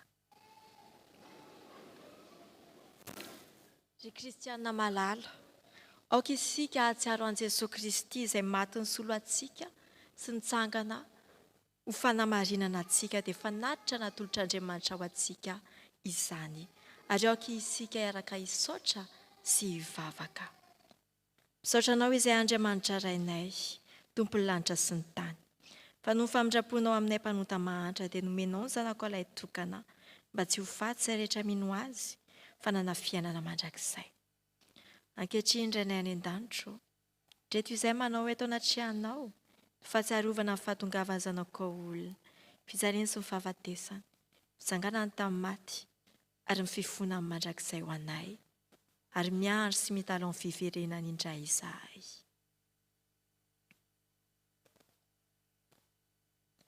Ankehitriny indray io, ahidiny ny fanahy masina mba meno ny fonay, ka andraisanay ny tomponay amin'ny finoana velona tokoa. Amin'izao izy manantona anay amin'ny alalan'izao fanasana izao. Fa mifanainao masina no arianao, amelomanao, anamasinanao, ary hanomezanao anay ny zava-tsoa rehetra. Miaraka amin'ny fiangonana. I Jesosy Kristy Tompo, izay tonga eto anatrihanao, mba hiombina amin'ny latabatrao masina, dia mangataka aminao mba hampiraisinao aminao, tahaka ny sambana amin'ny voaloboka. Ampianary hifankatia tahaka ny tiavanao anay izahay. Ary aoka izay hiara-manana amin'ny fiangonana masina manontolo, ny fiononana sy ny fifaliana aminao, dia anao izay miara-manjaka amin'iray sy ny fanahy masina, hatramin'ny taloha indrindra ka ho mandrakizay. Amen. Ira 5:1 ny 14.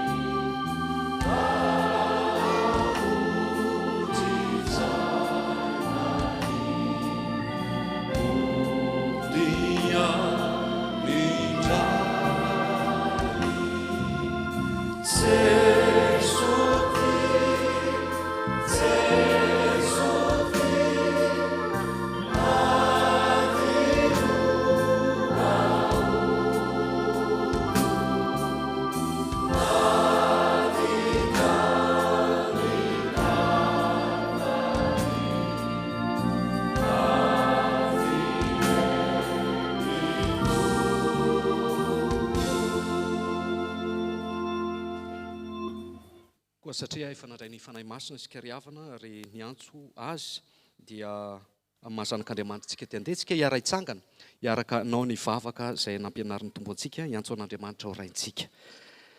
Rainay izay ny an-danitra ho amasinina ane ny anaranao, ho tonga ane ny fanjakanao, atao ane ny sitraponao ety an-tany tahaka ny any an-danitra. Meo anay n'io izay anona saza ho anay ary mamelany akay tahaka ny namelana izay mety. Ary aza mitondrona ny fakapanana fa manafana ny ratsy, fa nao fanjakana sy ny hery ary ny voninahitra mandrakizay. Amen.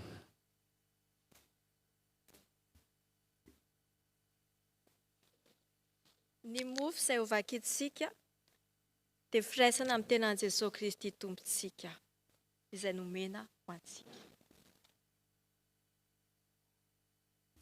Ny kapoky ny fisaorana izay isaorantsika dia firaisana amin'ny rany Jesosy Kristy tompontsika izay nalatsany ho antsika. Dia hoy ny tompo riavana avia fa efa voavoatra ny zavatra rehetra dia izy no manasa antsika izao handray ny tenany sy ny rany. Avia ry mangetaheta ao toisana amin'ny 261 sy ny 265 mandritsy ny fandraisana.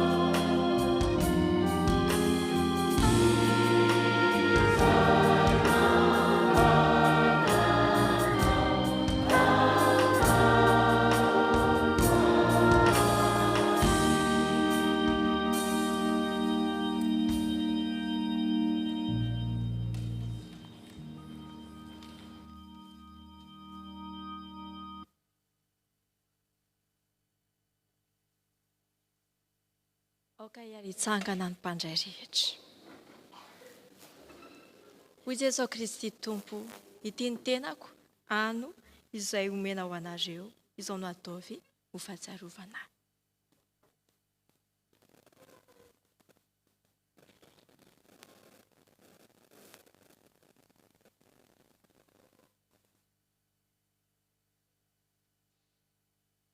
Hoy Jesosy Kristy Tompontsika, sotroinareo rehetra ity, fa ity no rako dia ny amin'ny fanekena vaovao izay alatsaka ho anareo, famelan-keloka, izao no ataovy ho fahatsiarovana.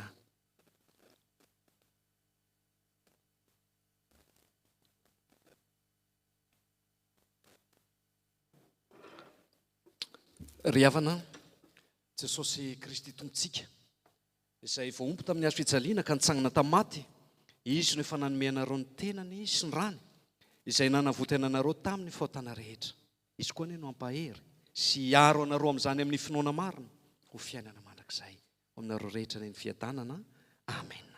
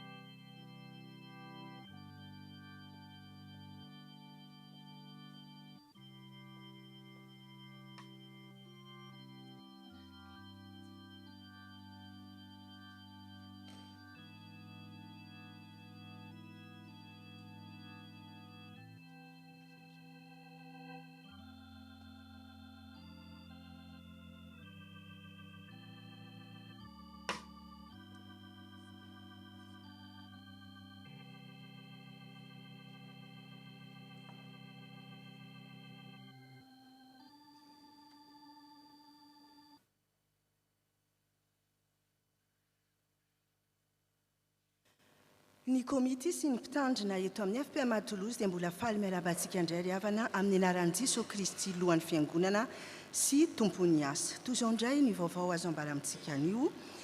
Fampatsaivana vaovao nasionaly mitony fiofanana isaky ny alarobia amin'ny valorahaly na par Zoom. Loha hevitra manaraka dia ny hoe est-il théologiquement correct d'exercer le ministère de délivrance dans le culte au sein du peuple de Dieu? Zany dia hoentin'ny pasteur Aina Mandrisy. Vaovao avy eto amin'ny faritany, ho tanterahina amin'ny asabotsy 9 Desambra ho avy izao amin'ny 7 ora ka hatramin'ny 12 maraina amin'ny alalan'ny Zoom, ny fiofanana manaraka ho an'ireo izay manana andraikitra rehetra eto amin'ny tafo sy eto amin'ny faritany. Ho zaraina amintsika ny roy afahana manaraka izany. Toy izao ny vaovao eto amin'ny tafo, filazana teraka. Raveloson Faniry sy Fehizoro dia faly mampandreny fiangonana ny fahaterahany Raveloson Fehity no Kinia ny 12 novambra teo. Filazana mariazy. Monsieur et Madame Rakoudzaf Lantonienne Aitanteli, ainsi que Monsieur et Madame Thévenin Guillaume et Mazinck Corinne, ont l'immense plaisir de vous faire part du mariage de leurs enfants, Rakoudzafi Oulsou et Thévenin Franck, qui sera célébré le samedi 13 décembre 2025 à 13h au Vieux-Temple. Famangina Manzou. Ny fianakaviana razana-panala Bruno sy voangy filazana manjo ny fianakaviana razanam-panala Bruno Voangy dia mampandre ny fodimandry ny mpiray tapo aminy Randrianaly Davida tany Madagasikara. Vaovao avy amin'ny sampana sekoly ny tenin'Andriamanitra. Je viens vous annoncer une bonne nouvelle qui sera une grande joie pour tout votre peuple. Luc 2, verset 10. La section Sekoly ny tenin'Andriamanitra a le plaisir de vous inviter à la célébration de Noël autour du thème Noël, un jour de joie, le 24 décembre à 19h au Vieux-Temple. L'arrivée des enfants et des moniteurs est attendue à 18h. Nous vous attendons nombreux pour célébrer Noël avec la STA. Vaovao avy amin'ny sampana tanora kristiana. En ce temps de préparation, d'attente pour célébrer Noël, Dieu nous interpelle sur le thème de la persévérance et la patience dans notre culture de l'immédiateté, selon le verset conducteur. Oui, vous avez besoin de persévérance pour accomplir la volonté de Dieu et obtenir ainsi ce qui vous est promis. Hébreux 10, 36. Pour le dernier VDJ de l'année, la STK a le plaisir de vous inviter à son vendredi des jeunes qui aura lieu le vendredi 5 décembre à partir de 19h30 au Vieux-Temple. À toi qui souhaites te rapprocher de Jésus avec d'autres frères et sœurs en Christ, nous t'attendons pour partager une soirée de louange, d'édification et de communion. Pour rappel, ce moment est organisé par la STK, mais est ouvert à toute l'Église. Sampana, Fön-Mazava et Inchpeo. Les Sampana, Zavamanino, Inchpeo et la chorale Fön-Mazava vous invitent à notre concert le 13 décembre à 18h30 à l'église Saint-Jean-Baptiste, au 62 route de Blagnac, à Toulouse. Le thème de notre Etzkia sera Philippiens 4.4. Réjouissez-vous dans le Seigneur, je le répète, réjouissez-vous. Le prix d'entrée symbolique est de 5 €. Vous pouvez donner ce qui vous tient à cœur. Il y aura une buvette ainsi que le bazar de Noël de la SVK sur place. Rejoignez-nous et unissons-nous dans la louange et la joie en Christ. Fankalazana Jobil Fasivoltaona Zokiolona. Ho tanterahina amin'ny asabotsy enina desambra izao, amin'ny 12 maraina ao amin'ny temple du Salin, ny fisaorana an'Andriamanitra no natratraran'ireo zokiolona efatra eto amintsika ny 70 taonany. Araka ny hita eo amin'ny fafana dia hisy collation ifamizarana mandritra izany fotoam-pahasoavana lehibe izany. Amin'ny alahady 7 desambra kosa dia ho atokantsika ho fandraisana ireo vaovao rehetra izay tonga tao aorianan'ny 3 novambra 2024 ka mandraka ankehitriny. Amin'ny talata amin'ny 7 sasany hariva dia misy ny étude biblique amin'ny alalan'ny Zoom. Ny permanence amin'ny mpitandrina kosa dia miato kely satria congé ny mpitandrina Élisée Andremiandra ny voalohany ka hatramin'ny 17 ny volana desambra. Araka ny fandaminana zany amin'ny fanadiovana ny trano dia entaniny sika rehetra rehefa mirava izao fotoana izao hiara isalahy amin'ny fampirimana ny fanadiovana ny trano anio. Toy izao zany raha fehezina ny diarintsika amin'ny asabotsy 9 desambra amin'ny 12 maraina ao amin'ny temple du Salin fankalazana ny 70 taonan'ireo zokiolona, ny alahady 7 desambra fandimpopo vavahana arahina fandraisana ny fanasan'ny tompo sy fandraisana ireo vaovao amin'ny 3 sasany hariva ao amin'ny temple du Salin, ny alahady 14 desambra fandimpopo vavahana fidirana indromy antaona amin'ny 7 sasany sy amin'ny 12 maraina ao amin'ny Vieux-Temple. Ny asabotsy 13 desambra concert any FNM sy ny Inchpeo amin'ny 9 sasany hariva any amin'ny église Saint-Jean-Baptiste any Blagnac. Misaotra antsika nahatra hatramin'ny farany, voninahitra ho an'Andriamanitra ireriany.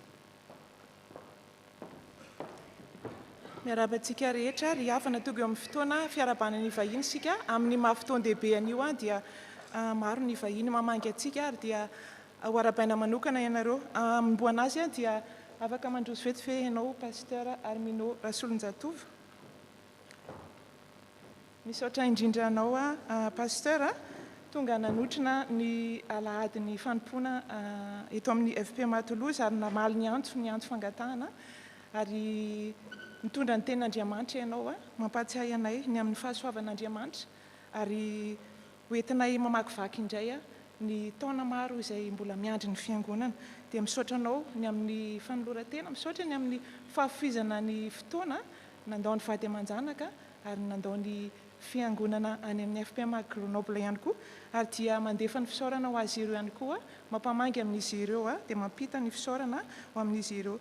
Dia misy fahatsiarovana kely izay avy aty amin'ny fiangonana manambara ny tanànan'ny Toulouse dia kely fa ny fo manolotra no feno fitiavana. Dia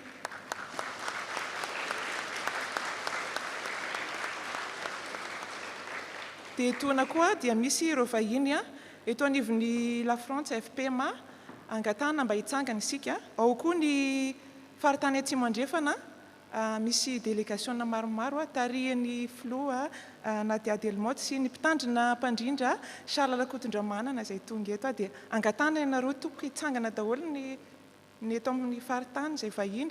Ny FPM rehetra ihany koa izay tonga fa mety sao dia tsy hitanay.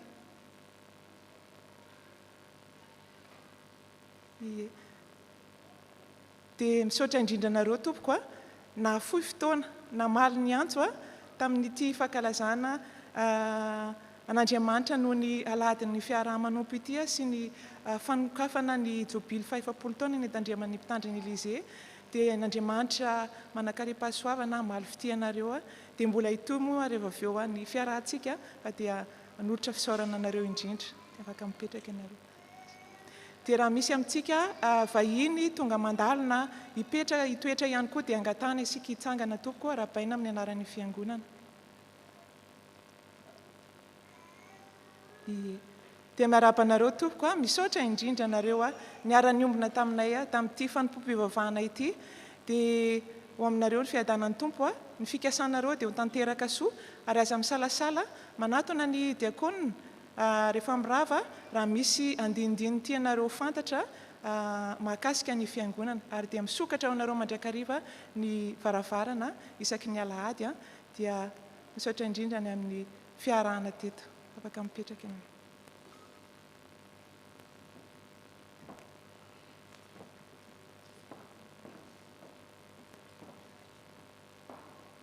Dia isika riavana na vao fanoloran-tenantsika ka anao ny rakitry mariana moa fa misy ny valopy izay atao anatin'ny corbeille ary ny rakitra kosa atao anatin'ny fitatazana mahazatra, ary azo atao ihany koa ny manefa ny valopy ny aladin'ny mpitandrina sy ny rakitra amin'ny alalan'ny carte bancaire. Ny rafanampy fahatelo amby 50 no andeha ho iraintsika mandritra izany.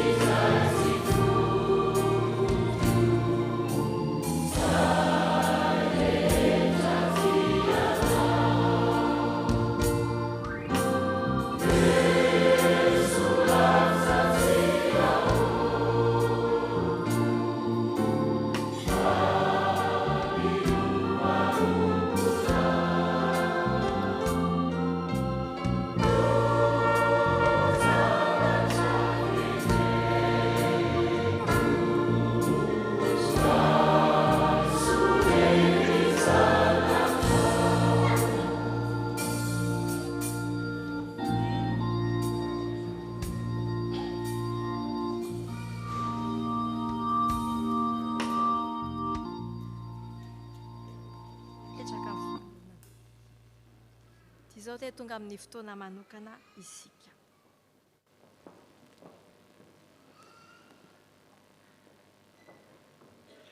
Tonga amin'ny fotoana manokana isika dia fanamariana ny aladin'ny fiaraha-manompo sy ny fanokafana ny jobily fa-efapolo taona ny tandriaman'ny mpitandrina Élisée Andriamiandra.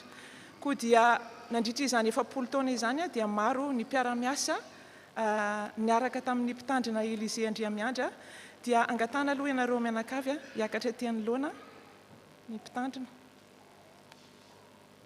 Dia angatana ihany koa hiakatra etỳ zany ireo izay tsy ho ary antonina antsika daholo atao ireo izay efa niara-niasa tamin'ny mpitandrina fa ho antsoina zany ny solitenan'ny Birao Fohibe, ny solitenan'ny Birao Fahatsanina,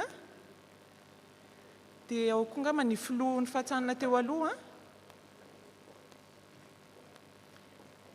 dia ny filohan'ny fiangonana teto amin'ny FPMA Toulouse rehetra izay efa niara-niasa tamin'ny mpitandrina, ny loholona.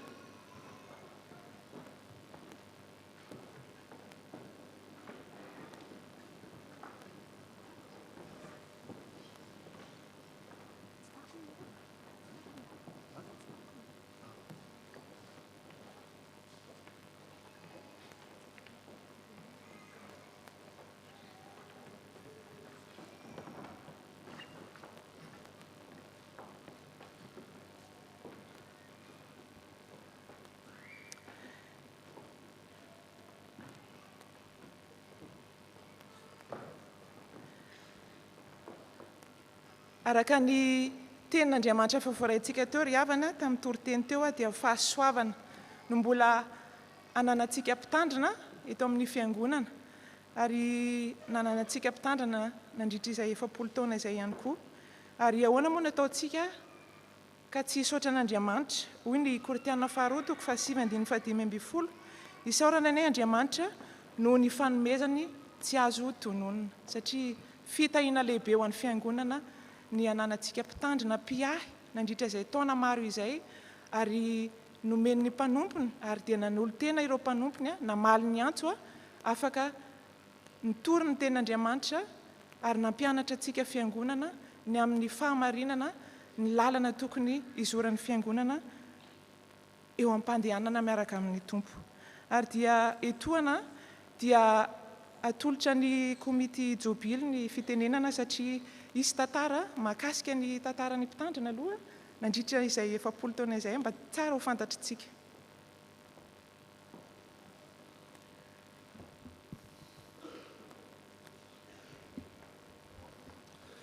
Misaotra ny filohan'ny fiangonana amin'ny fitenenana, miarabantsika rehetra amin'ny anaran'ny tompo. Amin'ny anaran'ny komitiny jobily fa-efapolo taona ny tandriamam-mpitandrina Élisée Andriamiandra no andraisana fitenenana anio.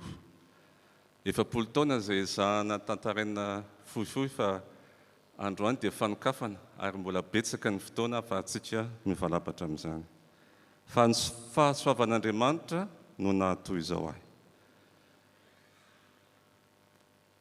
Nanambady any Ndrakoto Lalatiana Viviane i pasteur Élisée ary 4 menadany zanany. Ny 2 efa manambady ary 4 ny zavikeliny ankehitriny. Nanaraka ny fianarana teolojia tao amin'ny faculté de théologie FJKM Ambatonakanga izy. Volana septembre 5/27 nampandraisany Biraon'ny fiangonana FPMA Toulouse Anjara tamin'ny fitoriteny sy ny fampianarana samihafa, catéchumène, étude biblique, isaky ny alahady fahatelo, cellule de prière, fanofanana samihafa. 5 décembre 5/27 nomeny Birao Fohibe, délégation pastorale, hitandrina ny fiangonan'ny Toulouse sy hanampy amin'ny famandrinan'ny tafo Bordeaux. Namorona ny gazety Mpiangonana dia ny gazety Fiainana, izay nivoaka ny 5 novembre 5/27 ny laharana voalohany. Nandray anjara tamin'ny fampelezana ny filazantsara tamin'ny alalan'ny radio antso ny filazantsara. Taona 5/27 nitarika ny fiangonana tamin'ny fifidianana orgue izay notokanana ho tsangam-baton'ny faha-telopolo taona ny FPMA Toulouse. 5 novembre 5/27 tamin'izay be FPMA natao tany Bordeaux notendren'ny Brofoibe ho mpitandrina mpandrindra ny faritany atsimo andrefana izay iraisan'ny tafo Bordeaux sy Montpellier ary Toulouse tamin'izany ary izao moa dia efa misy ny tafo Clermont-Ferrand sy ny tafo FPMA La Réunion. Novembre 27 tamin'ny synode lehibe natao tany La Rochette voafidy ho tony ny FPMA ka tana izany andraikitra izany hatramin'ny taona 2010. Alahady 4 jiona taona 2010 nandritra ny famarana ny fankalazana ny jobily fa 40 taona ny FPMA nosorana ho mpitandrina izy tao amin'ny église Notre-Dame Versailles. Anisany nanetsiketsika ny fiara-mivavaka tao Clermont-Ferrand izy izay efa lasa tafo taty aoriana ary efa manana mpitandrina matianina rahateo.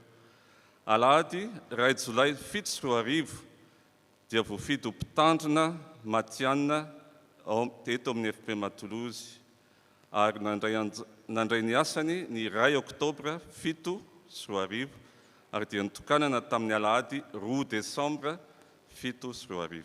Ankehitriny mitandrina Andriamanitra Élysée dia mampianatra manohy ny fampianarana ny sekoly ny tenin'Andriamanitra dingana fahasivy izay efa misy ny teny frantsay sy teny malagasy ankehitriny, ny katekômena ary ny étude biblika sy ny fiofanana samihafa.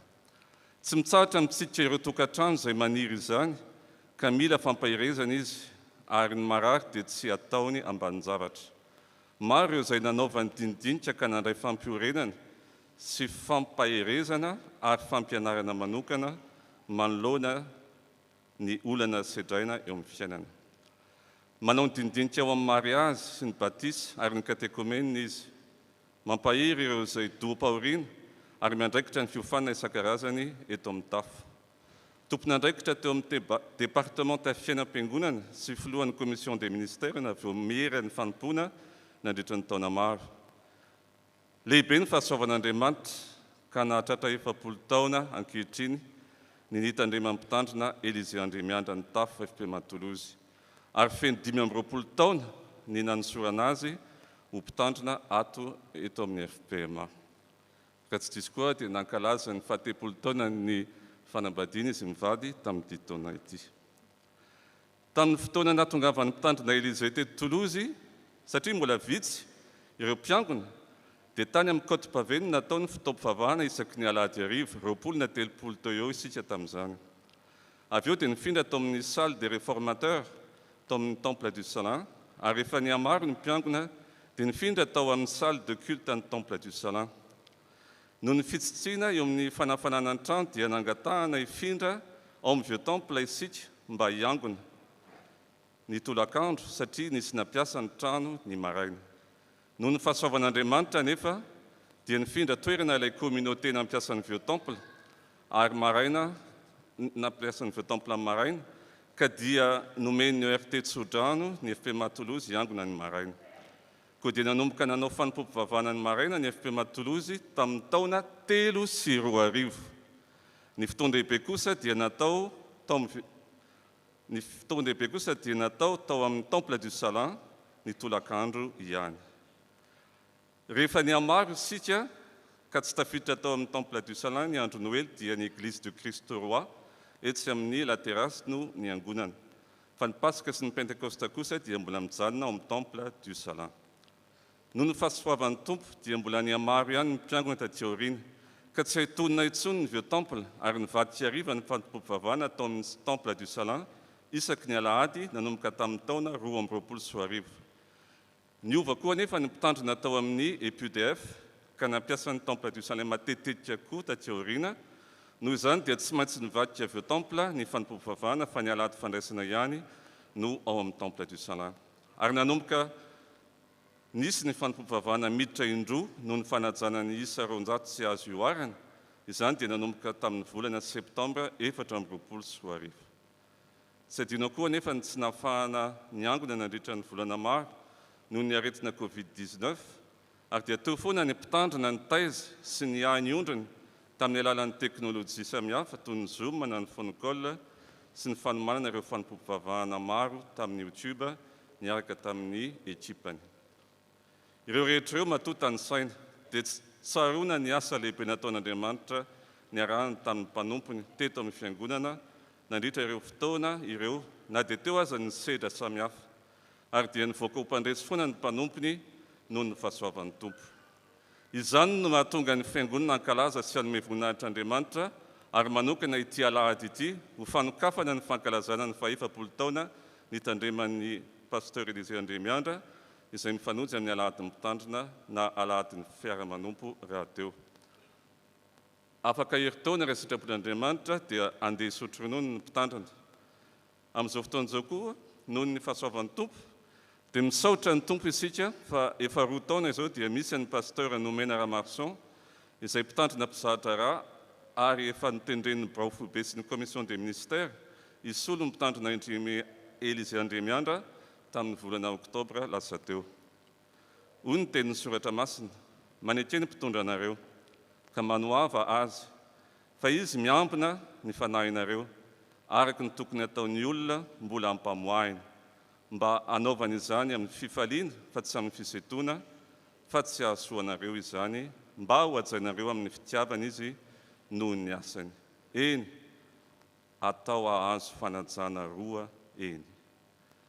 Koa dia mirary azy menakavy isika aleo alasa ka hantanteraka tsara izao asa fanompona mbola mitohina metran'Andriamanitra azy eto Toulouse izao hatramin'ny farany indrindra amin'izao akatoky ny fandehanana hisotro ronono izao.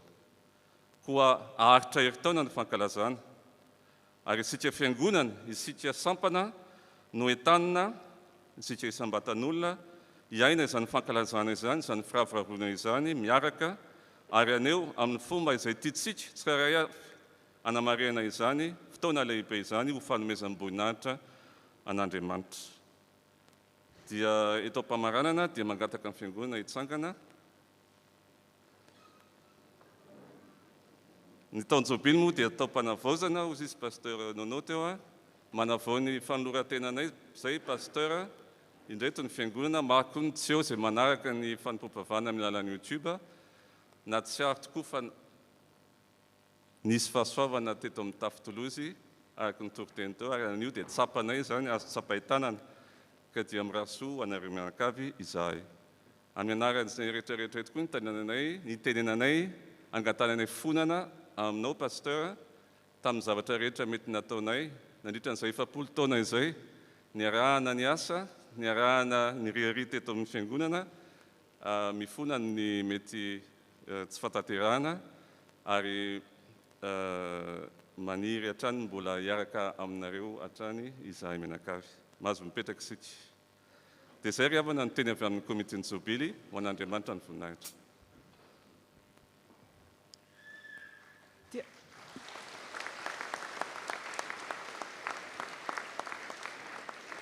Araka izany tantara nofitianina izany dia maro ny asa no tanterahan'ny mpanompony na teo anivon'ny nasionaly teo anivon'ny faritany ary teto anivon'ny tafo FPMA Toulouse dia soratsika an'Andriamanitra hatrany izany rehetra izany. Dia andray fitenenana ny solotenan'ny Braofobe ary avy eo ny solotenan'ny faritany.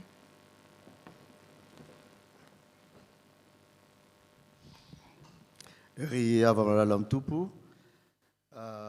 ombanareo mandrakarivany le fahasoavana avy amin'Andriamanitra ray sy Jesosy Kristy lohan'ny fiangonana. Amin'ny feny fifaliana ry havana no ijoroketo misolotena ny Braofobe amin'izao fanompoam-pivavahana zay fanompoam-pivavahana zay hanomezam-boninahitra an'Andriamanitra ary koa alahadin'ny fiara-manompo ary koa ny fankalazana ny 100 taona ny tandreman'ny pasteur Élisée. Voalohany teny ry havana dia misaotra an'Andriamanitra tsika amin'izao fotoana sarobidy zay nomena antsika izao ary koa miarahaba koa anareo pasteur zay manatrika an'izao fotoam-pivavahana izao.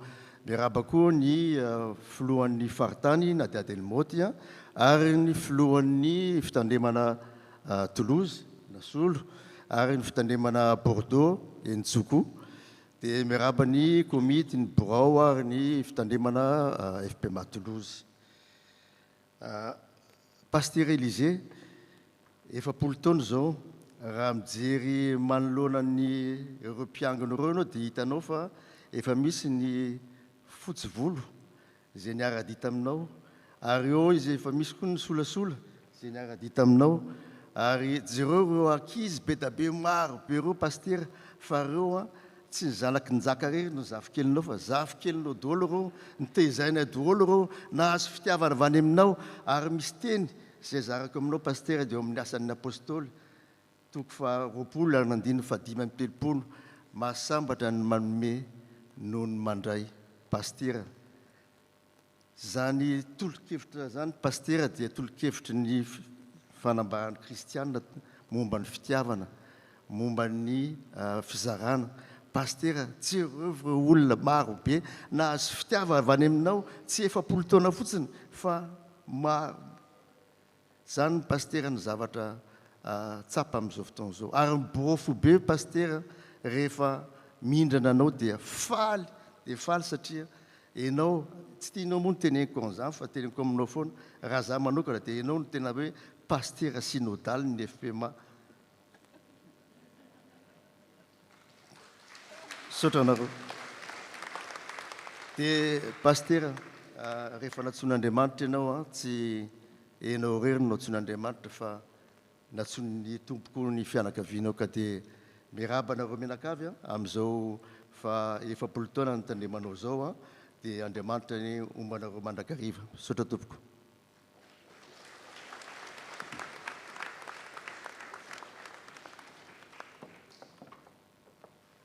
Misaotra ny filonina solo nanome ny teny amin'ny anarany faritany Atsimo Andrefana, tarihin'ny mpitandrina mpandrindra Charles Rakotondramana na misolotena ireo filony fandimby sy ny birao ny komity ny faritany fandimby ny fitandremana 5 tsy adinitsika amin'ny Vondrombavaka Po, miarabany atsika mpianakavy ny finoana Tsakanavaka. Faly miarahaba ny mpitandrina Nomena sy mpitandrina Arminoa, ny solotena Braofopy ihany koa na Christian Andriatsatovo. Fifaliana ho anay ny miaraba manokana anao sy ny vady aman-janakao Pasteur Elizy Andriamiandra amin'izao andro lehibe fankalazana sy ho fisaorantsika an'Andriamanitra no izao alahady ny fiaraha-manompo, alahady ny fitandremana eto Tolozo izao. Andro natokantsika indrindra ho fanokafana ihany koa ny taojobily fa 7 taona ny tandremanareo. Amintsika rehetra ny fahasoavan'i Jesosy Kristy sy ny fitiavan'Andriamanitra ray ary ny firaisana amin'ny fanahy masina. Pasteur Zaza moa dia tsy izoviana amintsika intsony araka ny efa voalaza teo fa niara-miasa eto amin'ny faritany Atsimo Andrefana, tena taona ela maro ny fandimby ny tena anay zao dia tena mbola zaza mihitsy tamin'izy tonga teto efa maromaro ny dinidinika amin'ny fampizarana, na teo ny mora teo ny sarotra, fa dia misaotra mandrakariva anao izay pastera, misaotra anareo mianakavy ny amin'ny faharetanareo ny taizanay, ny tory ny ten'Andriamanitra taminay, ary tsy reraka anareo ny trotram-bavaka anay.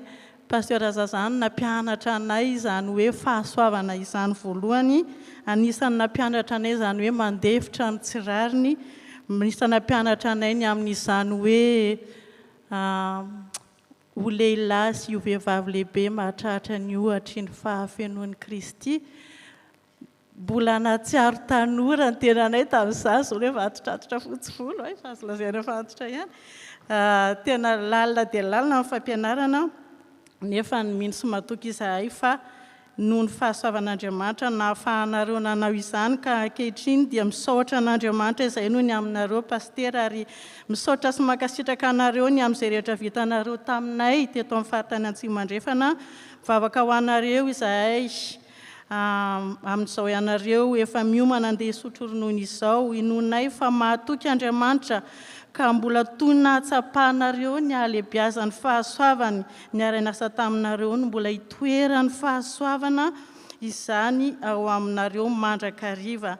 Araka ny teny izay hitantsika amin'ny Salamo 2:7-7 ka hatramin'ny 5:20, vakitsika amin'ny anaran'ny Tompo manao hoe: efa nambolena tao an-trano Tompo izy ka maniry eo akanjan'Andriamantsika, mbola manorobona ihany izy na dia efa antitra aza, dovidovitra sy maitso izy mba hanambara fa mahitsy ny Tompo.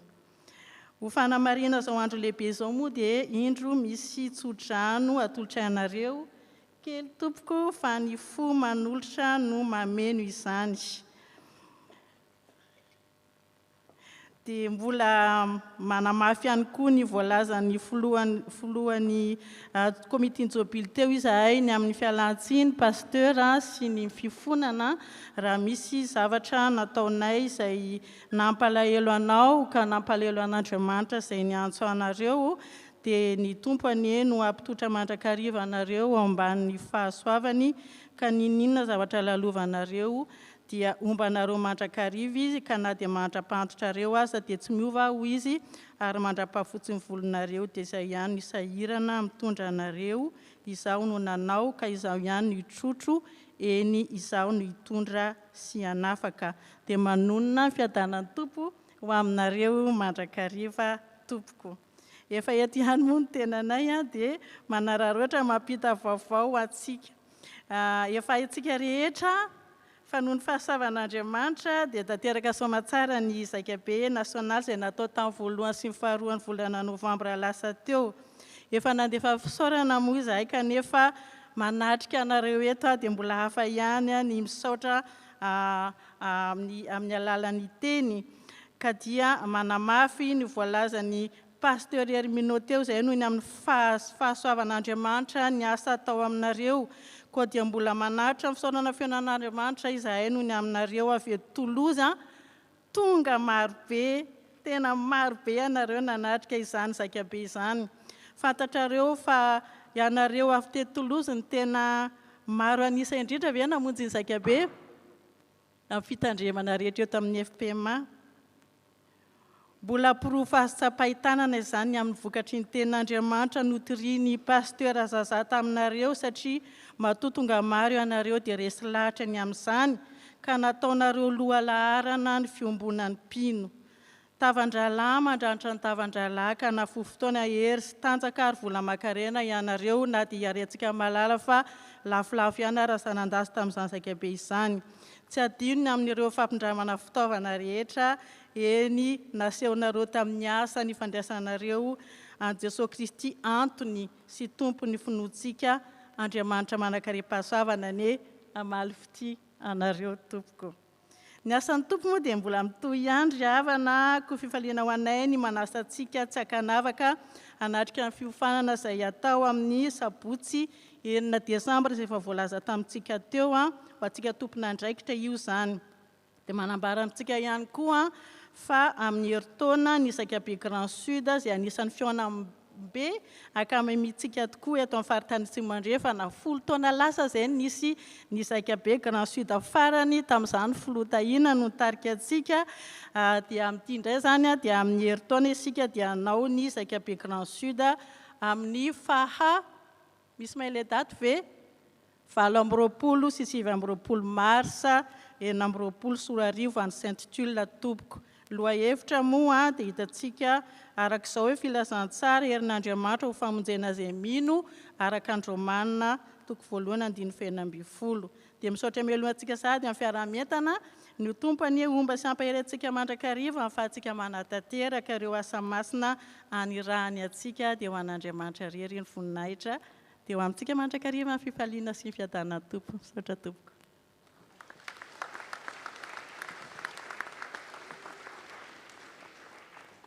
Satria moa aladin'ny fiaraha-manompo anio dia mangataka ny pasteur Herminot hitondra ambavaka ny mpitandrina Élisée Andriamanakafy sy ny mpitandrina Pisadrara ary nomena Ramarson amin'ny asa fanompoana.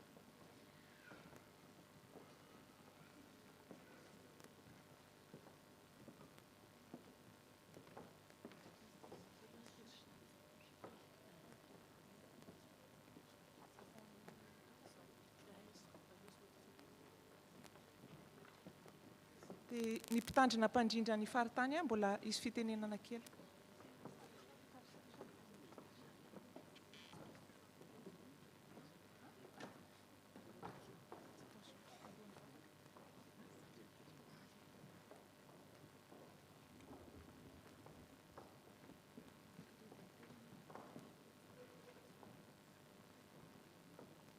ry Kristiana Malala rahalahy sy anabavy eo amin'ny tompo,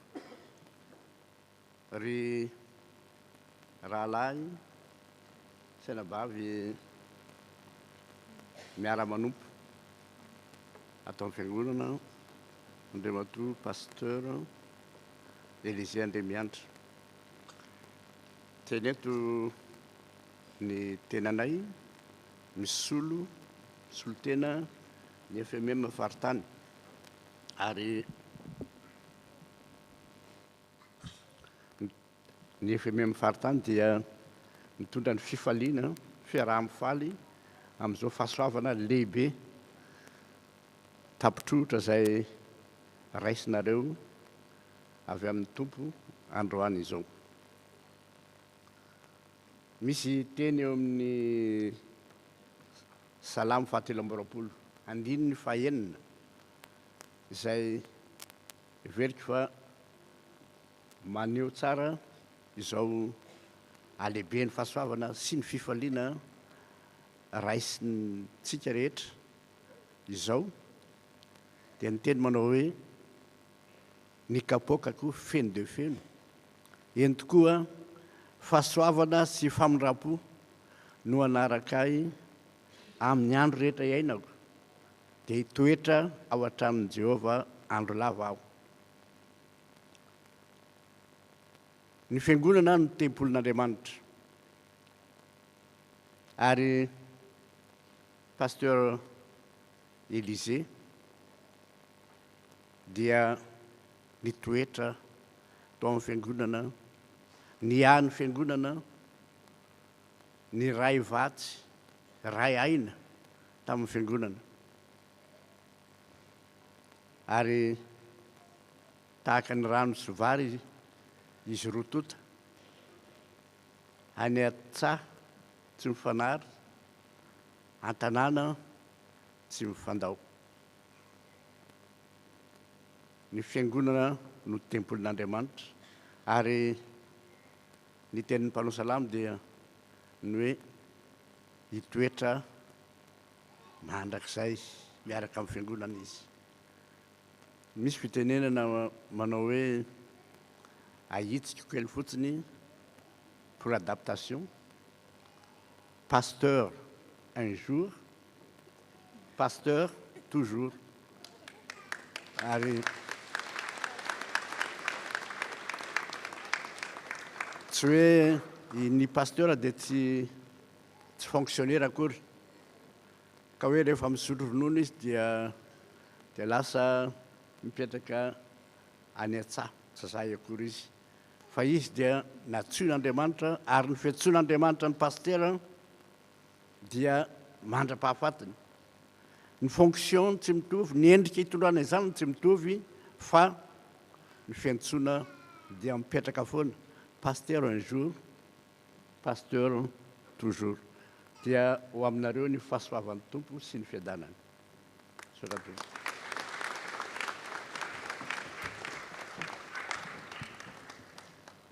Eny ary andao aravintsika ambavaka ny rehetra teo, vavaka isika. Andriamanitra raisan'ny kary fanahy masonao mbola manohy ny fisaorana anao, tsy tapaka izay satria tsara ianao ary Andriamanitra mahagaga satria ny zavatra sarobidy ao aminao dia omenao maimaim-poana. Tsy mba tahaka ny anay eto an-tany, ny zavatra sarobidy, valeureux dia tena lafo.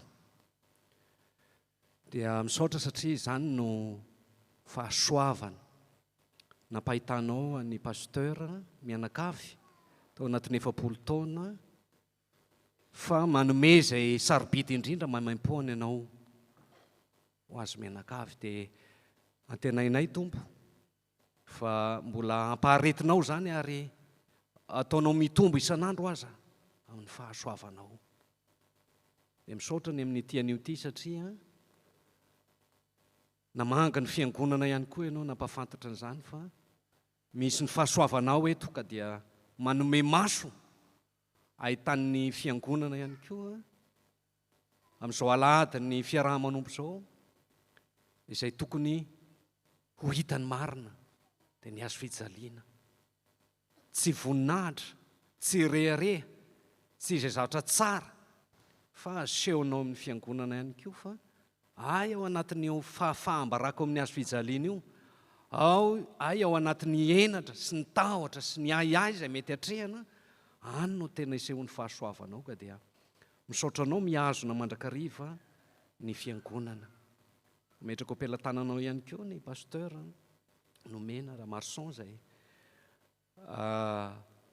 omenao ny fiangonana ho fanampina an'izany fahasoavana izany, dia tanteraka eto amin'ity fiangonana ity tokoa ilay teny izay nivakiana androany hoe fahasoavana nampy fahasoavana.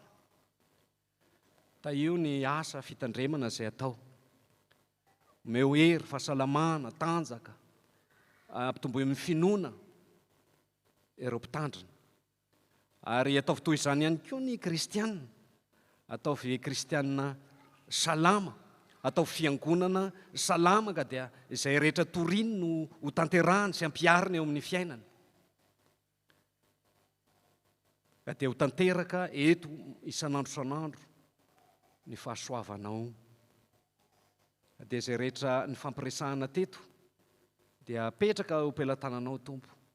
Misaotra ny hitahinao ireo mpitandrina, misaotra ny amin'ny fahendrena sy ny fifonana avy amin'ny fiangonana ihany koa izay tena zava-dehibe, na dia misy fotoana aza tsy takatry ny saina izany, dia Andriamanitra ny fiadanana tokoa ianao ary nasehonao tamin'ny resaka teto ka dia isaorana anao ny fampiarabana izay vita, hifonana aminao izay teny mety tsy tandrify izany ihany koa, ary ny fahasoavanao ny ho aminay tsirairay avy. Amen. Dia pasteur Élisée mivady sy zanaka manjafy manatanteraka ny tenin'Andriamanitra izay fiangonana ny hoe aoka izay ampianarana ny teny mba hahafohy zava-tsoa ho an'izay mpampianatra Galatiana 5:1-5. Koa dia atolotra anareo ampitiavana ny valopy izay natao androany sy ny rakitra. Dia kely dia kely fa ny fomanolotra no ampitiavana be no naovanay azy, ka dia ny fiadanan'ny Tompo ho aminareo mandrakariva. Pasteur nomena misy marika ihany koa avy amin'ny fiangonana amin'izao aladiny fanompoana izao ho fankasitrahana anao ihany koa.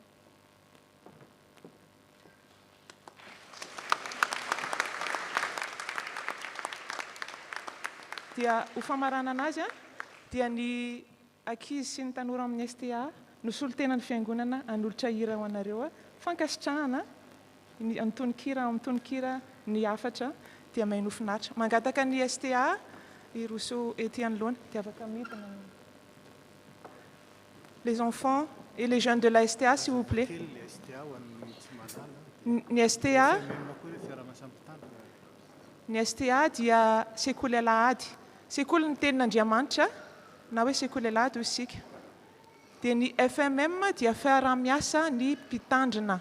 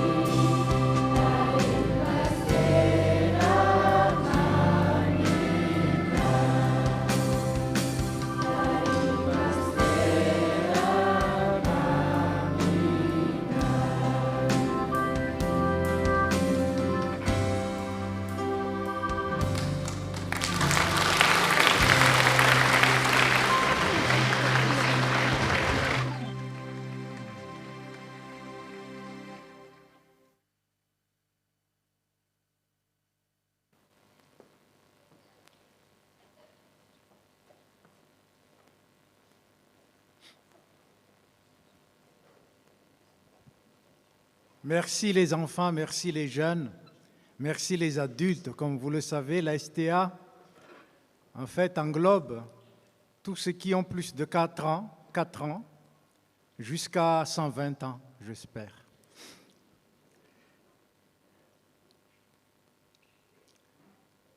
Ny fotoana moa voafetra raha ny tiana lazaina dia maro. Kanefa dia mamela ianareo ka fotoana fohy mba ilaza aminareo izay atam-po fa te hitodika koa amin'ilay niantso dia ny tompontsika zany. Izay mampiray antsika. Ny voalohany teny dia ny fisaorana. Fisaorana an'Andriamanitra satria ny fahasoavany natoy izao. Ary ao anatin'izany fisaorana an'Andriamanitra zany dia sarobidy aminay ny nananana anareo. Fanomezana avy amin'Andriamanitra nareo. Ary izao dia manokana fotoana kely ho an'ny aladin'ny mpitandrina aloha. Vous savez, même les petits, ils viennent me voir. Un petit bisou, pasteur. Vous savez, ça touche. Et ça veut dire que vous m'acceptez tel que le Seigneur m'a envoyé. Et c'est vrai, j'étais votre pasteur et je le suis encore pour quelque temps. Et merci pour ces marques de sympathie, mais également ces marques d'honneur que vous me donnez, que vous nous donnez à moi et à ma famille.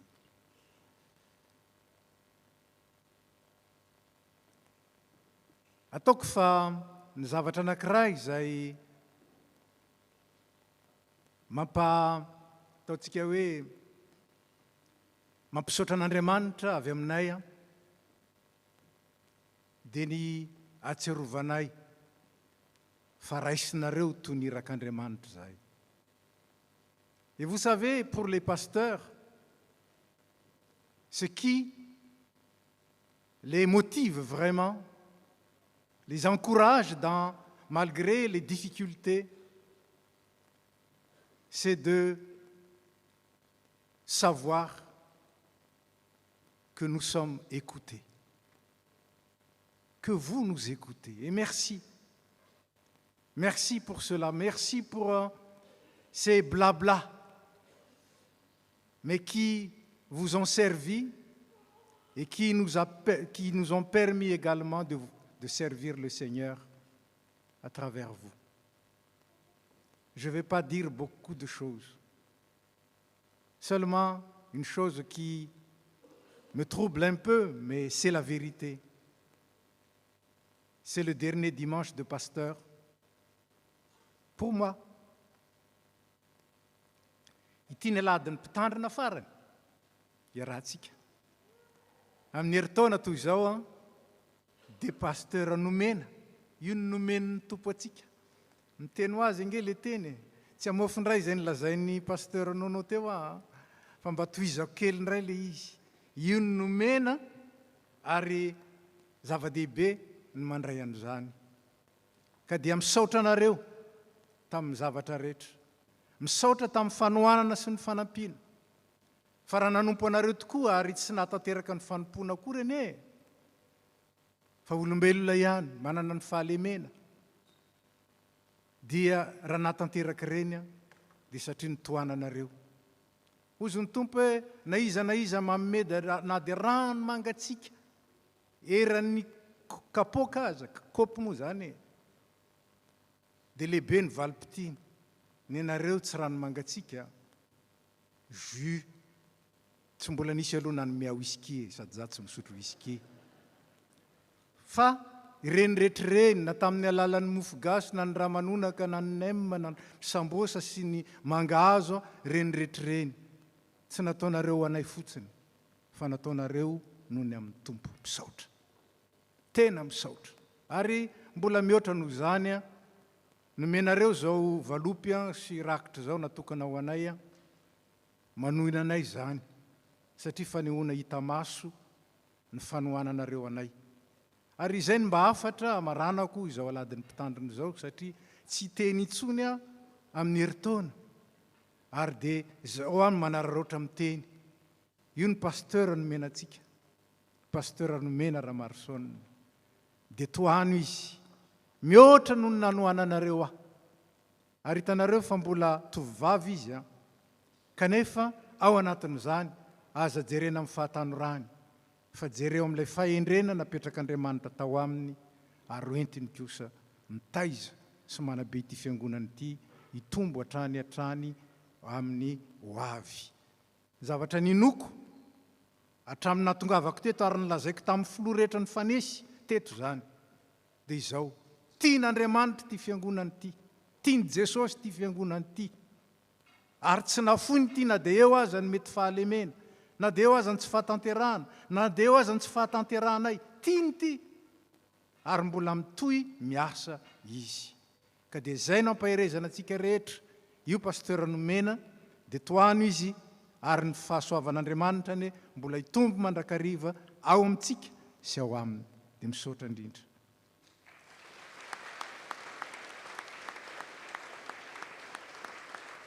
Efa lasa le fotoana ka tsy torimaso indray ny ahiko zao fa le tsinaintsika migororona satria noana. Ny zavatra anankiray izay tiako lazaina amin'izao jobily izao. Ny voalohany dia marina fa ny jobily izany no hevy ny jubilé, fifaliana, firavoravoana.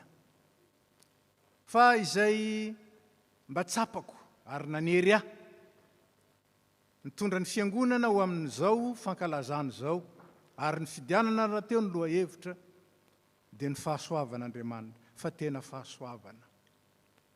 Raha namaky ny jaonitsika teo dia izao ny voalaza tao hoe ny teny dia tonga nofoka nonina tamintsika, hitanay ny voninahiny. Dia voninahitra mendrika ny lahy tokana amin'ray, feno fahasoavana sy fahamarinana.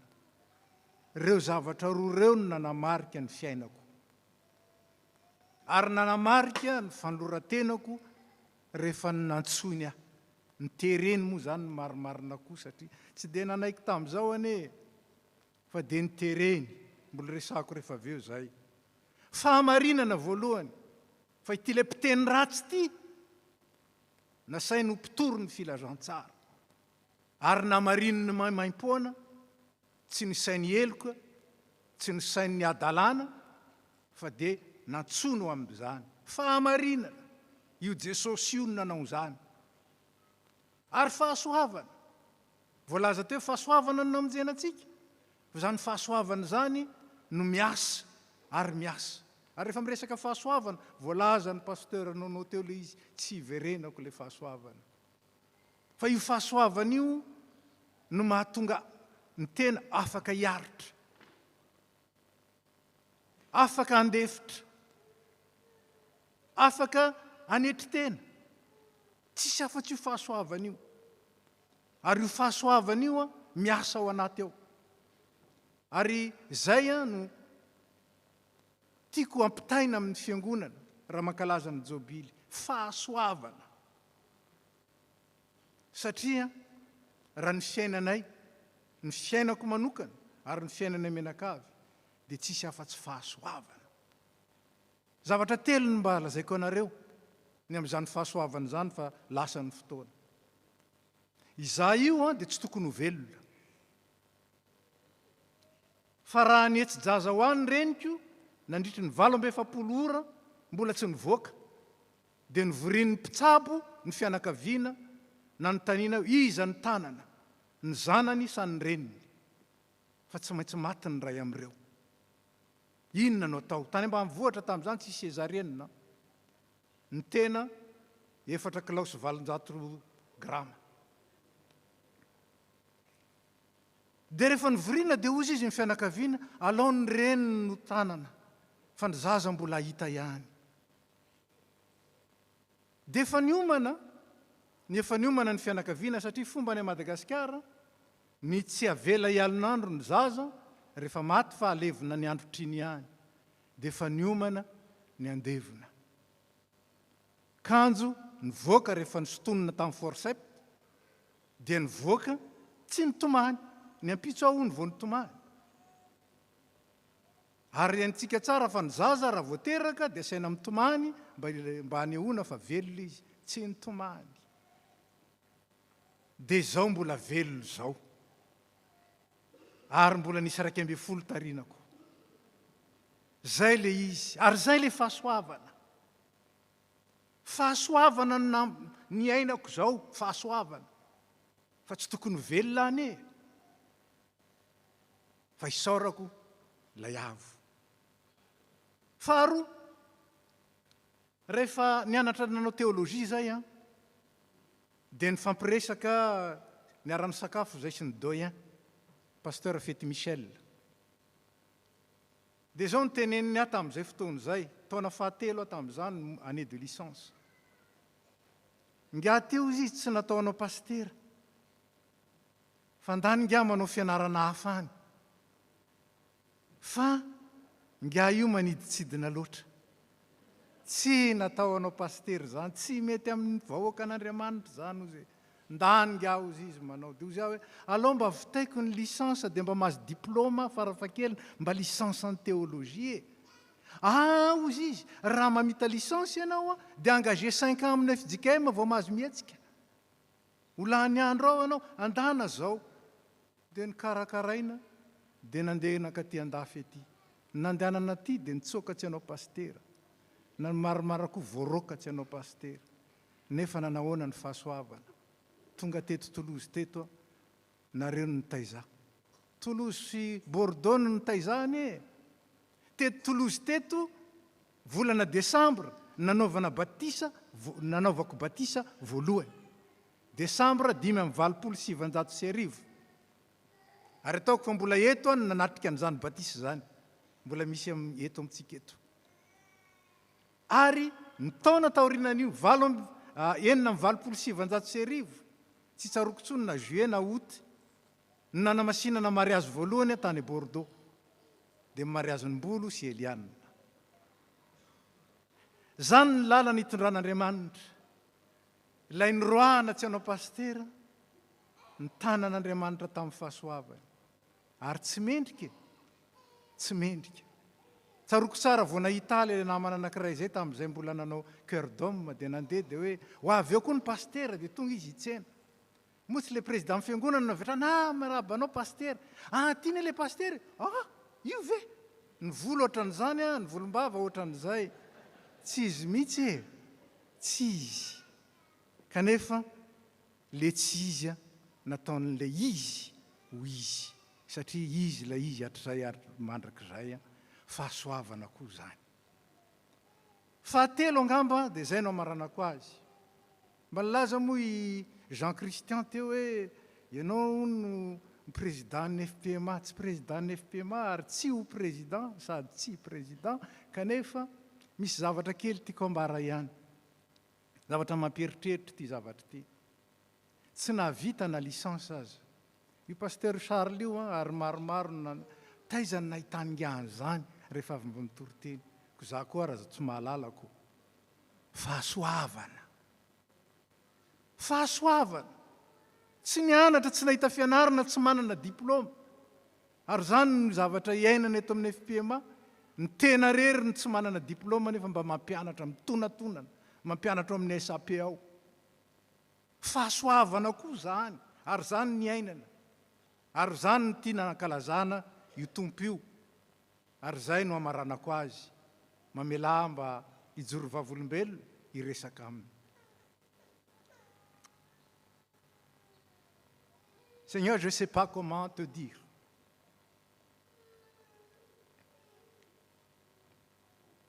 Toute ma reconnaissance. Moi qui étais rien, qui ne méritais même pas de vivre, tu as montré dans ma vie tant et tant de choses. Et les gens voient ce que j'ai fait. Mais ce n'est pas moi, c'est toi. C'était pas moi. J'ai rien appris, j'ai rien fait. Les gens ont eu leur diplôme. Moi, c'est avec tes ouailles, cette église que j'ai grandi. en tant que pasteur. Et malgré mes insuffisances, mes faiblesses, malgré ma petitesse, tu as montré ta gloire, comme il est écrit dans Jean 1, verset 14. Hitanay ny voninahiny, ary zay moa le lazain'ny pasteur teo. Hitanao tokoa ve le izy, na hita ve? Fa nisokafan'le maso. Le mpitaingiko tamboho, le mpiteny ratsy, ilay mpanohitra, ilay mpitsopahana, fa Jona mihitsy zay ny Jona, nitsoka. Fa mahafinaritra tamin'ny Jona dia zao, na dia nitsoka azy Jona nantsony, nataony efficace ihany nibebaky Ninive. Dia mba nataonao an'izany koa. Tu m'as fait comme ça. Tu m'as fait plus que Jonas. Alors devant cette assemblée, devant cette multitude de témoins, je déclare, il n'y a pas de Dieu comme toi. Et je n'ai pas regretté de te suivre. Je n'ai pas regretté de t'avoir servi. Et je pense que ta grâce n'a pas fini. Donc je peux encore continuer ma course. Et que tu seras toujours là. Et le jour où ma course finira, tu seras là pour m'accueillir. Mais je veux pour tous ceux qui ont vécu avec moi, qui ont œuvré avec moi pendant toutes ces années. À Bordeaux, depuis Herzog, c'était le président en 1986. Et à Toulouse, depuis Sulra Barman, qui était le président, il y en a encore qui ont continué. Tu étais toujours là. Eux, ils ont tous vu mes faiblesses. Mais je veux dire une chose par rapport à toi, Seigneur. Tu m'as fait découvrir que je suis petit. Mais dans ma petitesse, tu as fait resplendir ta gloire. Et je me réjouis de ça. Je suis reconnaissant de ça. Je suis rien. Et pour ce jubilé, je le dis à tous ceux qui m'ont écouté, mais qui ont écouté ta parole à travers moi. Je ne suis rien. Tout est à toi. Tout vient de toi. Et toute gloire revient à toi. Reçois le Seigneur. Reçois-la, tu la mérites. Pendant les difficultés et des moments de doute, tu étais là pour me dire, ma grâce te suffit. Des fois, je n'y croyais pas. Mais plus le temps avançait, je ne peux plus refuser cette vérité. Ta grâce m'a suffi et ta grâce continuera jusqu'au bout. Merci. Amen.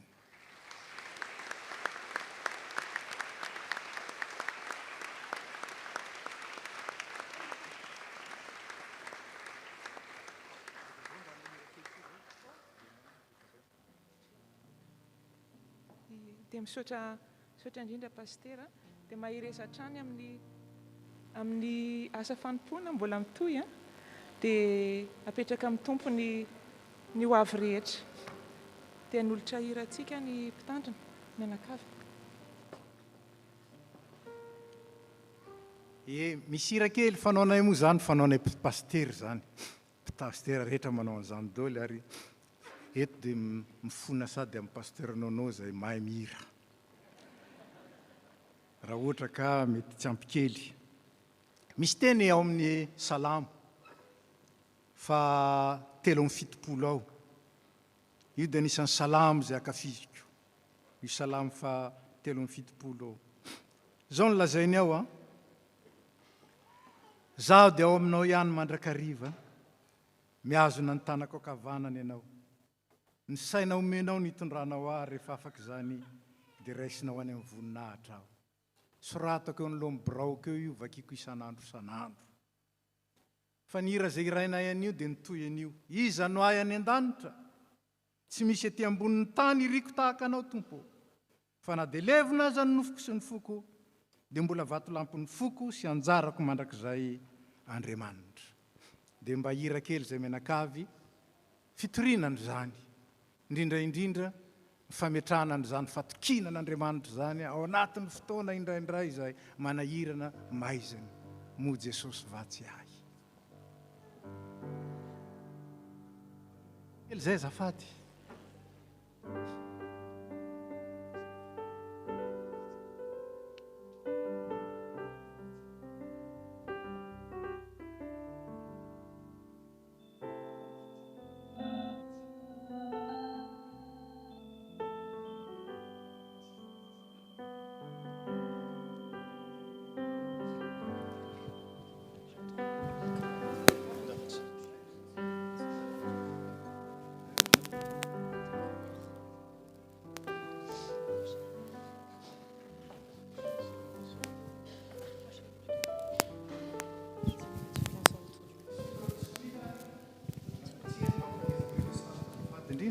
Raha mety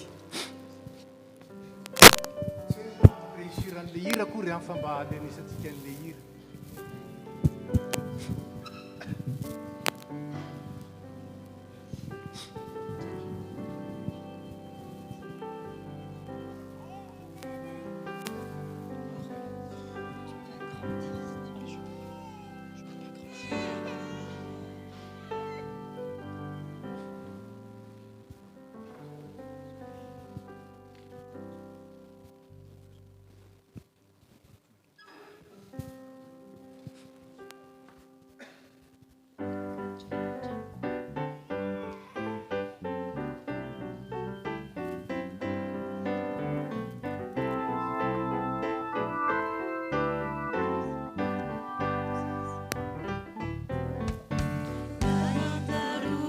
Saruchaza Mute sosi vetiai Arukusi mandaku Sade tu gigyu Naise se wanulu akwazao Sai metu fakampanai Napandesi ayanchani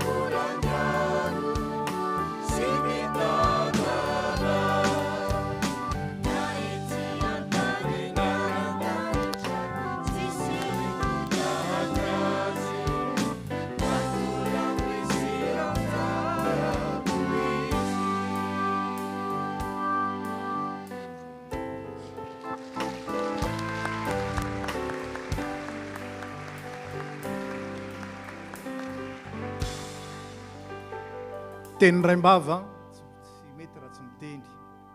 Alao atsangana ihany ianareo telo menada.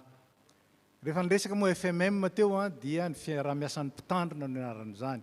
Ary misy io fiarah-miasan'ny mpitandrina io eto amin'ny faritany izay miara-mivavaka sy mifandinika ary mifampizara sy mifampahery isaky ny zoma farany amin'ny volana. Eto moa zany ny mpitarika anay ao anatin'izany ny ny pasteur Charles Rakotondramanana izay mpisahana ny faritany raha teo angatany no hitsangana. Ary misy any pasteur nomena koa moa zany a izay miara-miasa aminay eto a, misy ny mpitandrina eo amin'ireo tafo 5 ato anatin'ny faritany. Tiampitsangana koa ny pasteur Nono na Armino. Misaotra pasteur any amin'ny afatra ary misaotra satria no ny toriteninao a dia mba foy ny fitenenako an'io mba foy ary dia zava-dehibe satria nafonja ary ataoko hoe naka fotoana ary tsara mibantoerana ny afatrao. Izy dia pasteur any Grenoble araka ny lazainy teo a fatatsika tsara zany. Ary tsy fantatra moa fa miresaka fifandimbiasana dia ianao ihany no ananoko anatin'le izy fa raha nitarika ny département fiainam-piangonana ny tenanay nandritry ny 20 taona dia nanapa-kevitra ny brofube anendry anao isolo ahy manomboka amin'ny volana janoary zao. Zany hoe pasteur Nono zany a no filohan'ny département vie d'église na fiainam-piangonana manomboka amin'ny janoary 2024. Asitsika tehako zany.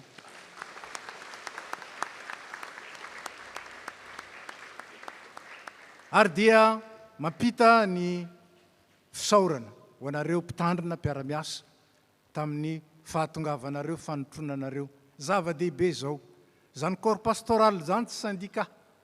Kanefa kosa ny corps pastoral dia tena miray aina, miray vatsy ary zava-dehibe araka zany a ny sin'ny mpitandrina mpiara-miasa na dia mifanalavitra azy na dia mifanalavitoerana ary ka dia misaotra fa tsy nalavitanareo tonga teto avy any Grenoble, avy any Montpellier ary dia ho an'Andriamanitra rery ny voninahitra. Misaotra tompoko.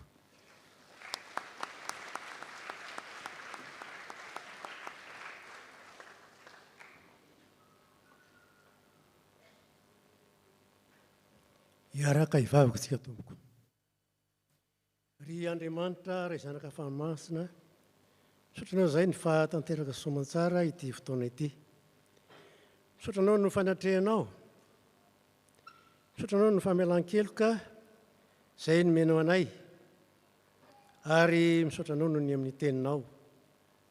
Misotranao no namezanao anay mpitandrina tompo, ary ankehitriny dia mivavaka aminao zay mba kasihanao ny fonay, mba hankatosy anaiky ny mpitondranay eo amin'ny fiangonana, ka tsy ho raisinay ho tenin'olona ny teniny fa toy ny teninao Andriamanitra ray. Ankehitriny dia vavaka manokana aminao zay ho an'ny dian'ny mpitandrina Élisée mivady zay hiala sasatra any Madagasikara amin'ny volana Desambra ho avy io. Vavaka aminao zay tompo mba amezanao azy tanjaka fahasalamana, erovanao azy amin'ny ratsy, erovana azy amin'ny lalana eny an-dalana tompo, ary dia ianao nangatahanay mba ho loha lalana sy vody lalana eo amin'ny fiainany sy amin'izay rehetra ataony. Ankehitriny dia vavaka aminao koa zay ho an'ny vina trano fiangonana eto amin'ny FPMA Toulouse zay napetraka ao tao am-poninay tompo malalo. Inonay fa avy aminao zany ny angatanay aminao dia ny andehananay ny finoana, satria ny teninao dia milaza fa finoana no ny tenantsika fa tsy fahitana tompo. Hitanao ny zavatra maro samihafa na ny ezaka zay tratrarina dia tsy tratra, nefa misy matoko zay fa ianao dia efa manomana zavatra tsara ho an'ny fiangonana. Dia petraka ny fiainam-palatanao koa ireo tsy salama, ireo azom-paoriana tompo. Ianao nangatanay asa feno sy mahery, ianao ilay Jehovah Andriamanitra no firehetra no antsonay ankehitriny, tondra fanasitrana no an'ny salama, tondra fampinoana no ny azom-paoriana, ary dia misy matoko zay fa ianao hiasa amin'izy ireny tsirairay avy araka ny fombanao. Vavaka anao koa zay ny ireo rehetra nahazo fahasoavana tompo, mba hahay hisaotranao ary ame voninahitra anao, mba hijoro koa vavolombelonao amin'ny fiainany amin'ny zavatra zay niraisiny taminao. Vavaka aminao zay amin'izao fotoan'izao ihany koa ho an'ity firenena zay mandray ny aty tompo malalo, ianao nangatanay mba ame fahendrena ny mpitondra ary mba hanjaka eto ny fiadanana mba hiadananay.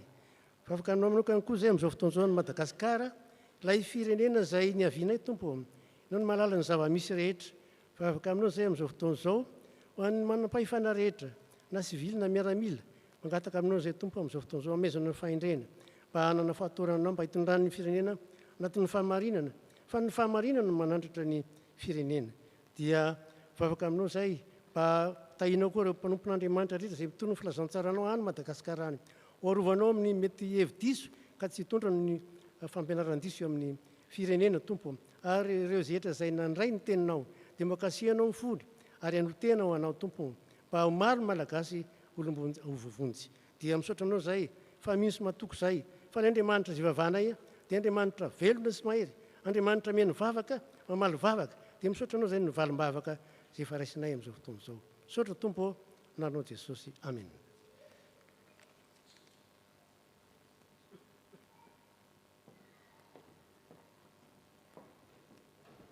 Dia misaotra an'Andriamanitra isika ary avana fatateraka somatsara izao fotoana izao ho fandaminana rehefa avy eo zany dia angatany isika rehetra mba hivoaka ho ivelany ao mandritra ny fefakadiny 15 minota mba hahafahan'ny mpiandraikitra manatateraka ny asany eto sy mandamina ny seza sy ny sakafo dia mba nivelany zany isika ny fiampiaraba sy mandamy vaovao raha nohony ianareo dia mba melamelaka alohan'ny anomezan'ny filohan'ny mpitandrina mpandrindrany faritany ny afatra sy ny tsodrano dia mbola ho ataontsika eo am-pitsanganana ny hira 700 ny andiny faharoa mandehana mba hitarika ny tsamba.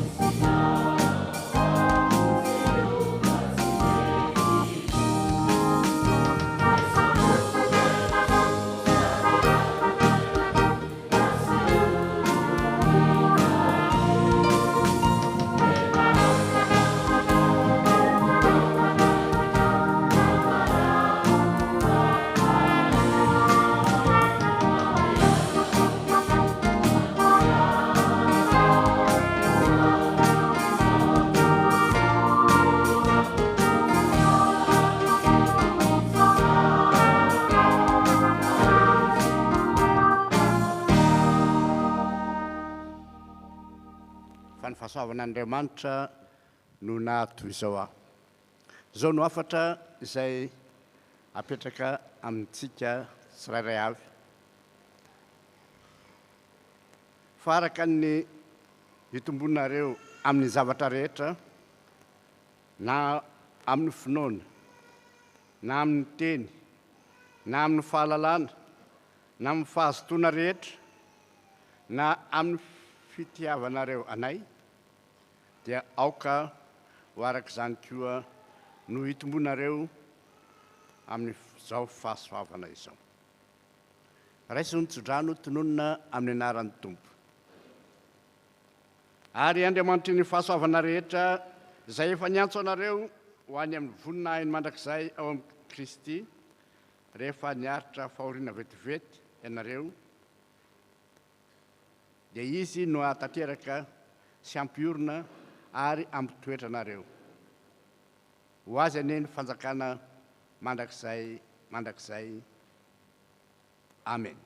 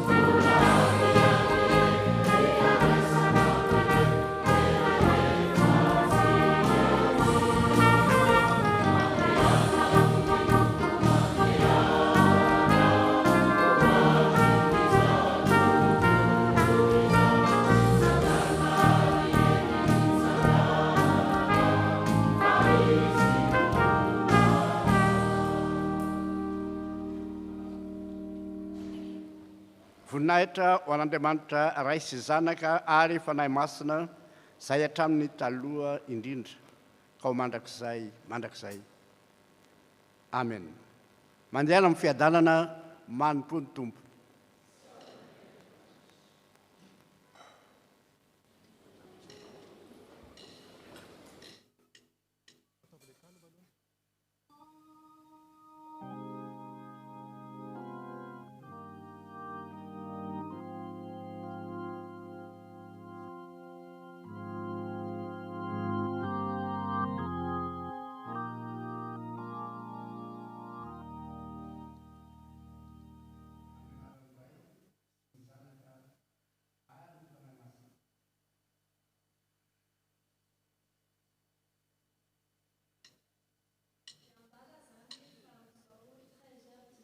Fa dia misokatra amin'ny fomba ofisialy ny jobily 5 taona na pastera any Mpitandrina Elize.